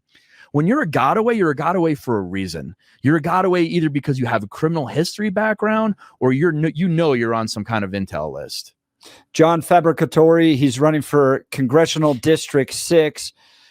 John, would you support mass roundups? So no, look at the law. I don't support mass roundups because you have to determine whether the person can legally be here or not. Immigration law is very convoluted. It's even me, who I consider myself an expert, a subject matter expert on it. I refer to the law all the time. I'm constantly looking at the law book because there's different categories that people fit into. So the biggest thing is we need to identify what their statuses are. And then once their status is identified, then making that determination whether they should be deported. And there are millions that would fit into that status right away. Number one, we're not even talking about the amount of overstays that come here legally on visas and never leave. They come here for either on a business visa, or they come here on a holiday visa, and they're here visiting and they never go home. Or they come here to go to college, never go to college, violate their visa, never go home. It's almost 800,000 a year that is happening. So we're just increasing that. So right away we can go after those. There's on the docket right now for immigration 1.2 million people that have final orders of deportation. That means they've seen an immigration judge. The immigration judge says, no, you don't have a legal reason to be here. I order you deported. They've never left. And ICE has never gone out and gotten them. So we can deport those right away. That's a bucket of 2 million people that we could round up and then send out because legally we could do it right away. Now, John Fabricatoria joining Jeff and Bill Show, a candidate for CD6. Want to let you know we have some breaking news right now. There's been an earthquake, a 4.8, that resonated from New Jersey through New York, being felt in both Connecticut and Pennsylvania, reporting right now. So far, they're saying somewhat minor. We will get you any information about anything, any negatives that happened as we go forward. Now, John, what I want to ask you is, in Colorado, it's obviously a more liberal approach to how we deal with both immigration and the issue with illegal drugs. You have boots on the ground experience with both of those. In your opinion, what are we getting wrong, both as a state and also as a nation, about illegal immigration and about the illegal drugs that are coming across the border? I give you the magic wand. How do we fix it? Yeah, number one, I mean, we have to look at it and look at sanctuary cities as protecting criminal illegal aliens, because that's what sanctuary cities actually do. Sanctuary cities don't protect American citizens. It protects illegal aliens. So, the police are not working closely with ICE, especially in the intel arena. Like ICE is aware of who some of these drug traffickers are, who's coming across the border that we have eyes on. And if we're not making those connections with local law enforcement, we're missing a big piece of the puzzle. And we're not able to identify those people that definitely should be removed and gotten out of the communities. So when you say that I've had boots on the ground, I've definitely done that. Back 15 years ago, we would work hand in hand with Denver PD and the DEA, and we'd be downtown arresting heroin dealers, rounding them up, deporting them, and getting them out of the community right away. And that was very successful. It allowed us to go in and get rid of traffickers right away. We weren't filling up the local jails because ICE would put our hands on them and we deport them and they'd be gone out of the community. We've lost that ability. We've lost that ability to be comfortable with local law enforcement and work with them. And a big hole has developed. We're getting a lot wrong with trafficking because we're not identifying the sources like we should. We know the cartels are operating in Colorado. We know they like Colorado because of sanctuary status. And people say, even the governor, oh, this isn't a sanctuary state. Just look at all the laws that have been passed by the state legislature since 2013. I mean, there's been, half dozen or so laws making this a sanctuary state. We are 100% a sanctuary state, no matter what anybody says. And because of that, drugs are allowed to flow into Colorado more freely. And again, ICE isn't working with local law enforcement, and we're not getting to the root causes in order to be able to stop it. I think it's going to be the top issue in this election. And I think Democrats recognize that too. It's why Joe Biden was forced to go to the border. Yeah. It looked like watching a middle school kid forced to do like a recital. Joe Biden didn't want to be down there, but he had to show. I mean, he put Kamala Harris in charge of the border. Like, you probably couldn't find a dumber person in the world to put in charge of the border. And she didn't do anything because she doesn't care and everything's turned out. But you going to support Trump for president? Yeah. Look, I've worked for multiple presidents, right? So I came on under President Clinton, worked through President Bush, President Obama, President Trump, and then Biden. I enjoyed my time under President Trump because he actually let us enforce the law. And I know the Democrats didn't like that. Anytime, he enforced the law, they're like, where did that law come from? Well, it was on the books. It's been on the books for 30 years. No one was enforcing it. Trump decided to enforce it. And they sued him, hundreds and hundreds of times to make sure he couldn't enforce those laws. But President Trump's got a plan. He is the candidate for the Republican Party. I will 100% support what he wants to do. So yes, I will support President Trump. So Jason Crow he's kind of a golden boy for the Democrats, right? Yeah. He's got the military history, and he votes their way 100% of the time. I think that's what drives me crazy is like CD6 was Mike Kaufman's district, right? Yeah. And prior to that, it was Tom Tancredo's district. Yes. And you get a guy in who has a 0% rating by the Heritage Foundation. He's not a moderate. He's not even close to a moderate. He's as lib as you can get, leftist out there is Jason Crow. But, he kind of puts himself out there as a more moderate candidate. So what's the strategy? How do you beat him? You've said it. Attack him on his record. We know what his record is, but the problem is most people don't look up the candidate's record. They don't. They see Jason. He's got a nice smile on. He's not an imposing guy. He kind of fits into situations, looks all friendly, But he is a polished leftist Democrat, not just a Democrat. He is a leftist Democrat, far to the left. So for me, it's really about getting into conversations with people and saying, do you know that Jason voted against this? Do you know that Jason voted for this? And allowing them to see exactly what he's voting for, what he's voting against, and what he's voting for. And that's where it's important for me to be able to get out and have conversations with people, or at least message out in my mail outs and my social media, allowing them to see what Jason actually votes for or does not vote for. Jason's very anti-2A. I mean, if you support the Constitution and you're a gun owner and you're shall not be infringed is what you believe, Jason does not believe that. And, people don't realize that. I mean, his stance on illegal immigration, he's wanted to close down the Aurora detention facility since he became a congressman. He does not believe that any of these illegal aliens should be in jail. And the ones that I kept in jail, 85% of them had criminal convictions when I was the field office director. So that means I had gang members in there. I had people that had committed murders. And he wanted to close that down and release them back on the street until they were deported. I'm not for that. I believe that these people, once they've been convicted and they're in my custody until they're deported, they should be held in custody, because releasing them back into the community is dangerous for American citizens and legal residents. As you're out there talking to people, and we're talking to John Fabricatori, candidate for CD6, moderate district, what are you hearing from the people? What's the most important issue for them, for you to address? Yeah, illegal immigration and crime are definitely something that a lot of people talk to me about because of my background, but it's also the economy. So, I'm very in tune with the younger population. My son's 29 years old. I went to Turning Point in February to talk to a lot of younger people because I knew a lot of younger Republicans were going to be there, the under 30 crowd. And what they want for our country is a little bit different than what I want as a 51-year-old guy. I've got my house. I've had my career. They're worried about the economy. They're worried about how they're going to pay bills. They're worried what they're going to do for the next 20 years. They're worried about if there's going to be an America in the next 20 years. So they have some different concerns than I do. And it's about being able to listen without speaking to them. I mean, just open up your ears, listen to what our younger conservatives are really talking about, and kind of move in that direction, because they're going to be in charge of this party someday. So again, it's just about really getting out to the people, making this a grassroots campaign, getting out and talking to the people that really matter and should be voting. There's a segment that's going to vote for me because they go to the voting booth every election day.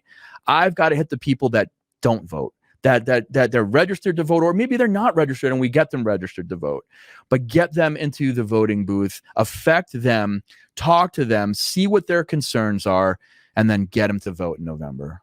One of the votes you're going to have to make if you get into Congress is going to be around funding issues, funding for the war in Israel against Hamas, funding for the war in Ukraine, Putin, Russia. Yeah. Where do you fall along the lines on those? Man, I'm a very strict fiscal conservative. So I personally believe we send too much money out of the United States and don't focus on spending enough money in the United States. I think that's what most taxpayers want. They want our money, that the taxes we're putting in, they want to know that it's getting spent for our children and for us. I think we spend way too much in Ukraine. I don't agree with the numbers that we're sending over there, the amount of money. It's the same thing for Israel. I mean, I support Israel 100%. I support the intelligence we're giving to Israel. I support the military outreach that we're giving to Israel.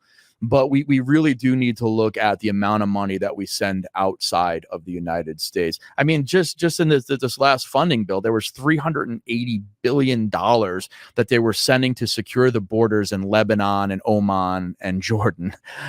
and we only increased our Border Patrol budget by $2 million to $20 billion. I mean, by $2 billion to $20 billion this year. So we're spending $380 billion somewhere and only spending $20 billion in our own Border Patrol. So it's numbers like that when I see stuff like that, and I see how much money goes outward to support everybody else, and we're not doing a good enough job supporting the United States. Ooh, that's interesting. I want to follow up on that. John Fabricatore, candidate for CD6, going against Jason Crow, joining the Jeff and Bill show. I like the idea of talking about where the budget and the priorities are, and the idea of walking and chewing gum at the same time. Recently, there has been border packages that have been passed by both Republicans. One stalled in the Senate. Then there's been a bipartisan that went from the Senate into the House. I'm of the opinion that our government needs to function based on compromise. If you look at those two packages, which one do you prefer? And let's assume that a compromise type of a bill comes forward, much like the one that is languishing in the House right now. What's your opinion on that? How much, if anything, are you willing to give to the Democrats? So I love this question. So HR 2 is what I actually support. So the House bill that came out, and then the Democrats just kind of ignored it. So that came out in May. The Democrats ignored it. Most people don't even know that HR 2, Secure the Border Act, is even a thing, because everybody talks about the bipartisan Senate bill. But I'm not a fan of the bipartisan Senate bill, because I don't believe we should vote for trash. And I believe it's a trash bill. So I believe it doesn't give enough to interior enforcement. I believe it gives too much money to NGOs.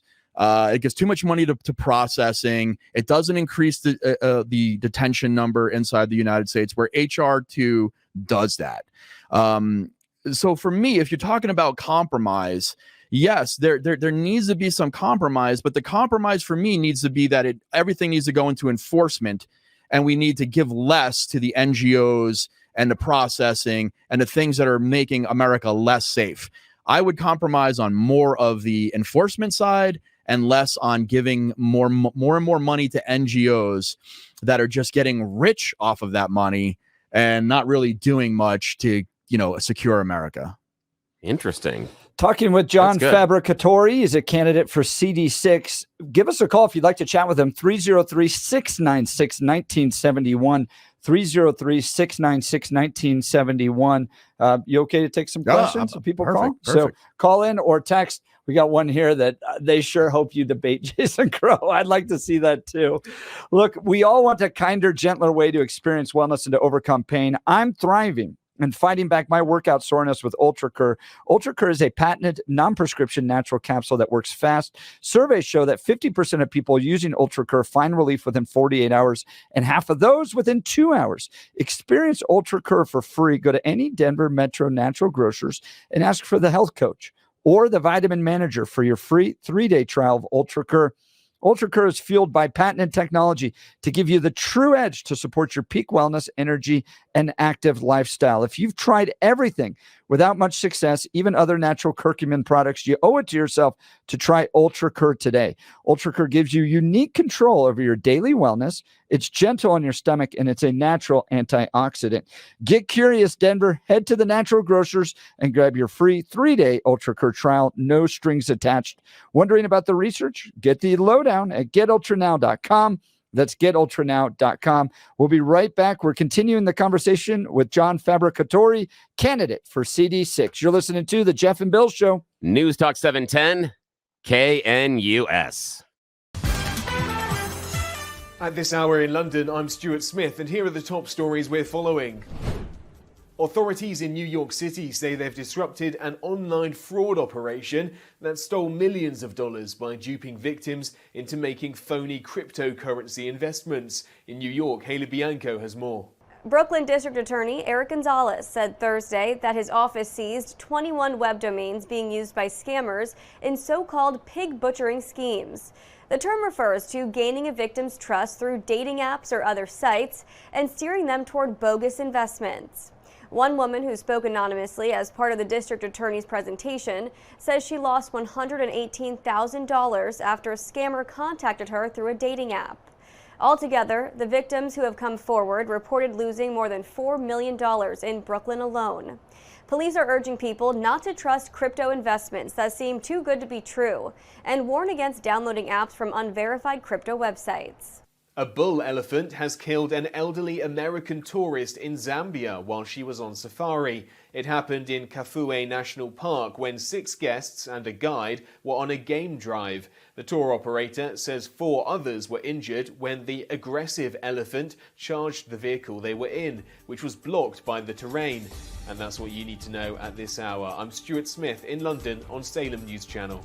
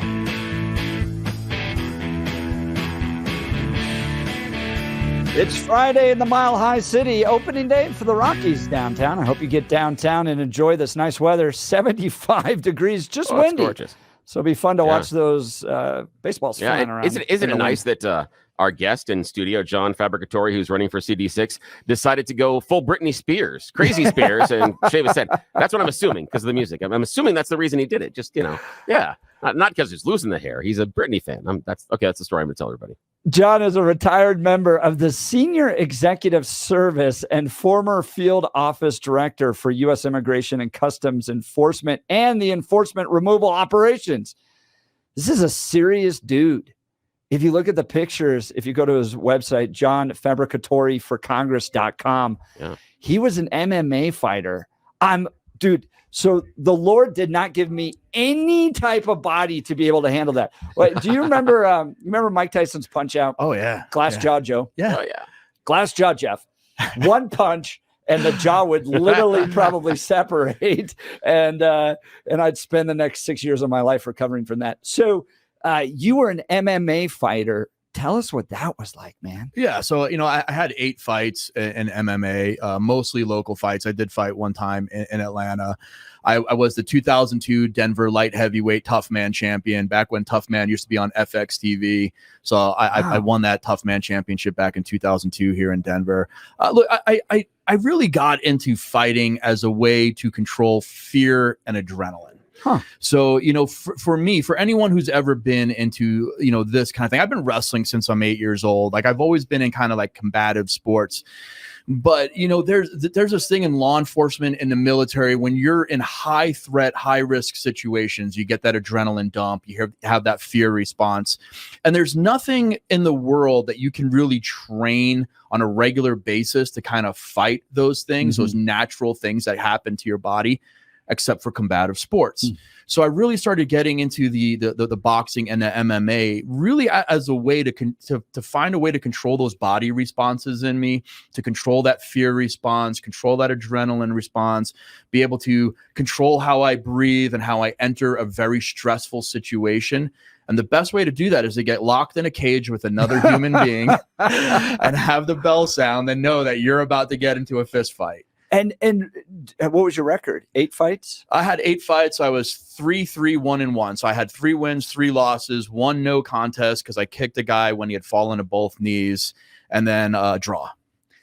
So tell me, did you mean to kick him? Did you mean to kick him? Yeah, well, I didn't mean to kick him like that. I had hit him with a liver shot. Yeah. It was a delayed reaction, and I was throwing a kick to his side, and when the liver shot hit him, and he fell, he dropped, and I kicked him in the face, and I shouldn't have.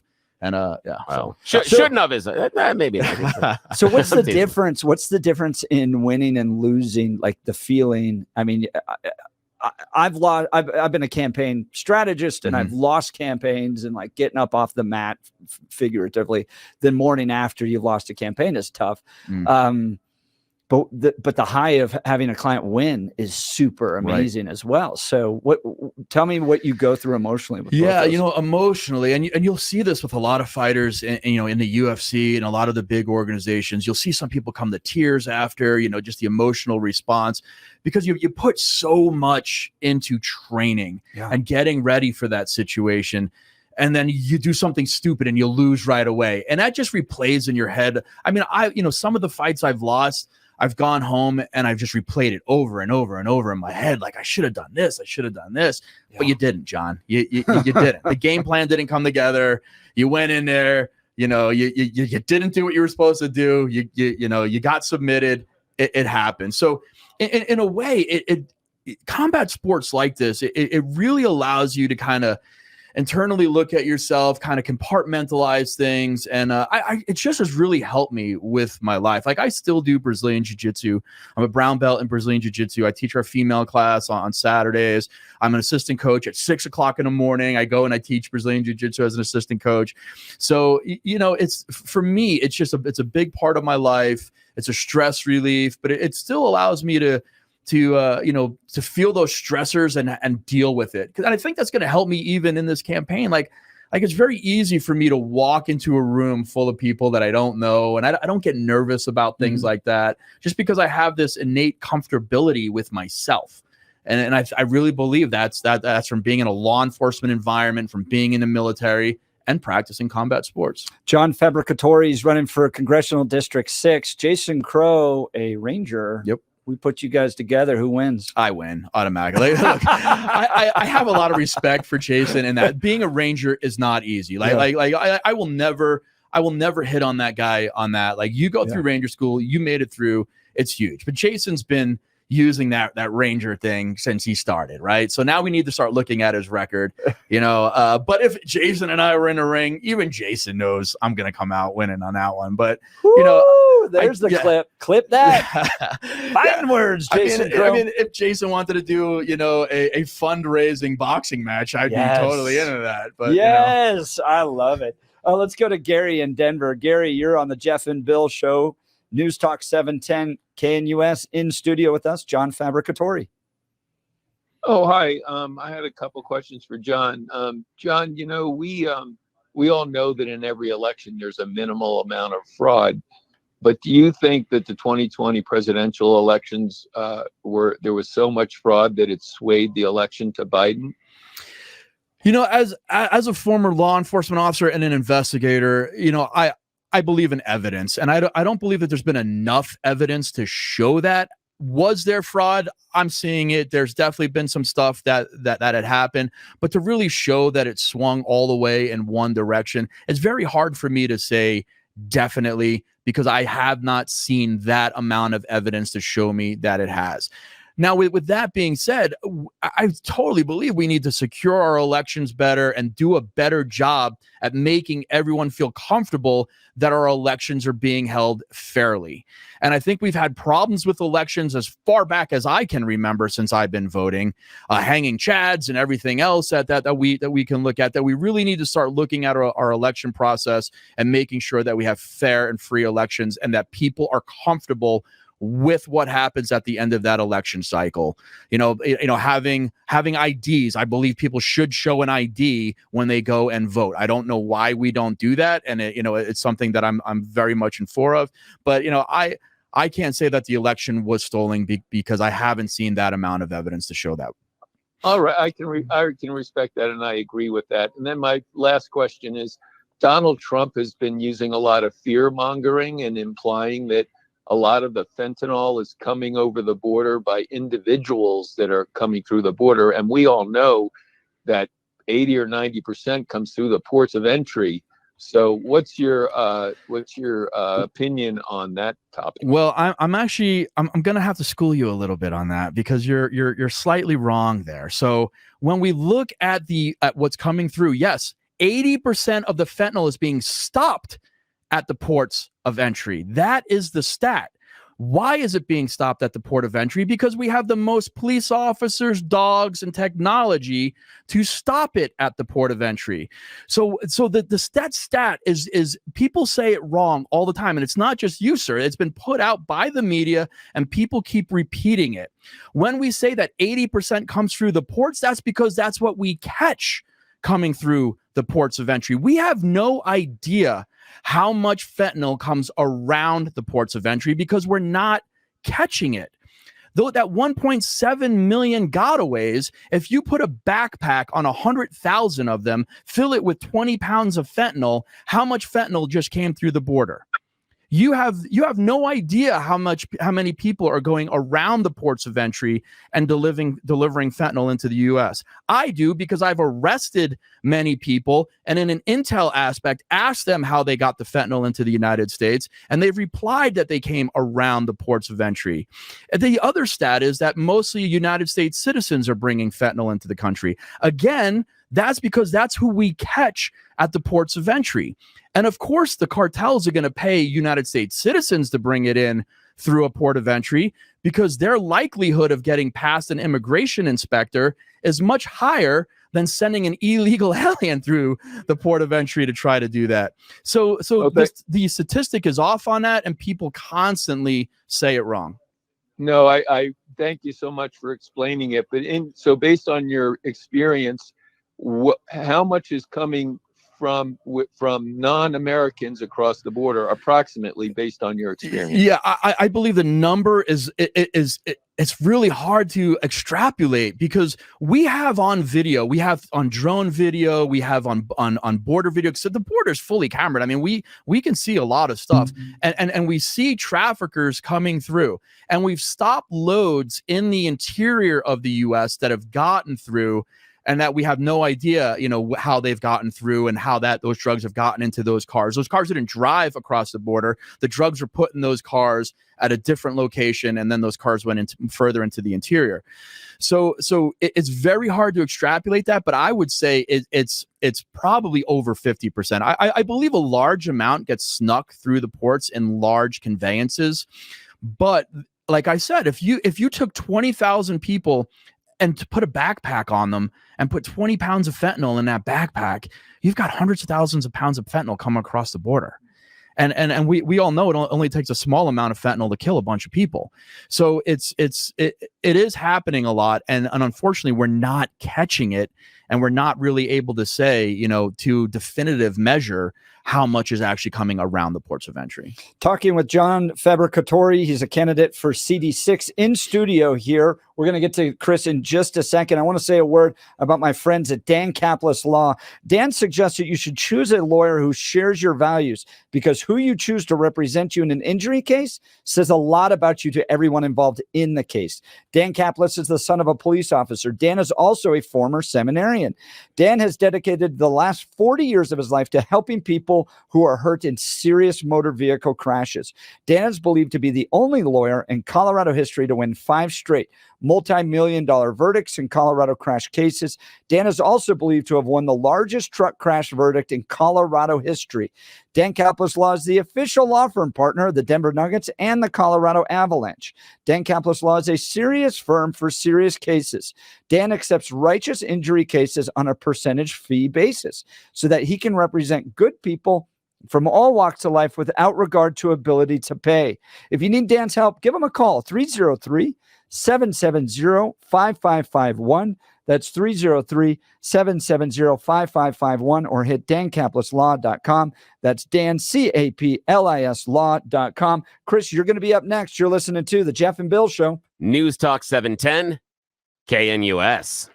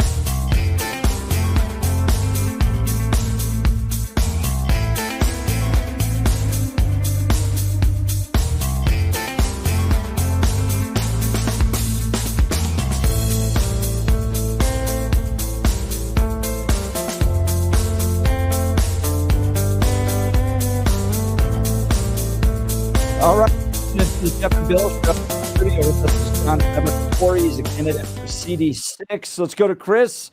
You're on the Jeff and Bill Show, News Talk 710 KNUS. Good morning. Good morning, gentlemen. I'll be brief in light of your limited time. I contribute to Mr. F's campaign. Thank you. I think he's the greatest hope in terms of defeating Crow. Crow is my representative. I work in CD6, and his votes on the deportation and DUI illegal immigrants when he voted against that bill, and the last one that he voted against with Lincoln Riley have put me over the edge. But the two questions that I have for Mr. F are, what is your plan to deal with the hostile media that is the Front Range media? Because I understand your strategy on voting records, but I think all of us would agree that most people don't know or care what Mr. We got about 20 seconds. Go ahead, John. Yeah, look, I know it's going to be going into a lion's den when I get in front of the media here, and I'm ready for that. Like I am ready for them to attack me. I'm ready for them to say the things that they're going to say about me. And I'm just going to come head first into them. Look, you can call me all the names you want. I know what I've done. I know what my background is. And, I'm not going to play their game. And he's a fighter. Yeah, I'm a fighter. I'm going to come out and I'm going to tell you how I feel, what I think, John and let them attack me. Fabricatore for Congress.com. John Fabricatore for Congress will be down at the State Assembly tomorrow. You've been listening to the Jeff and Bill Show. News Talk 710 KNUS.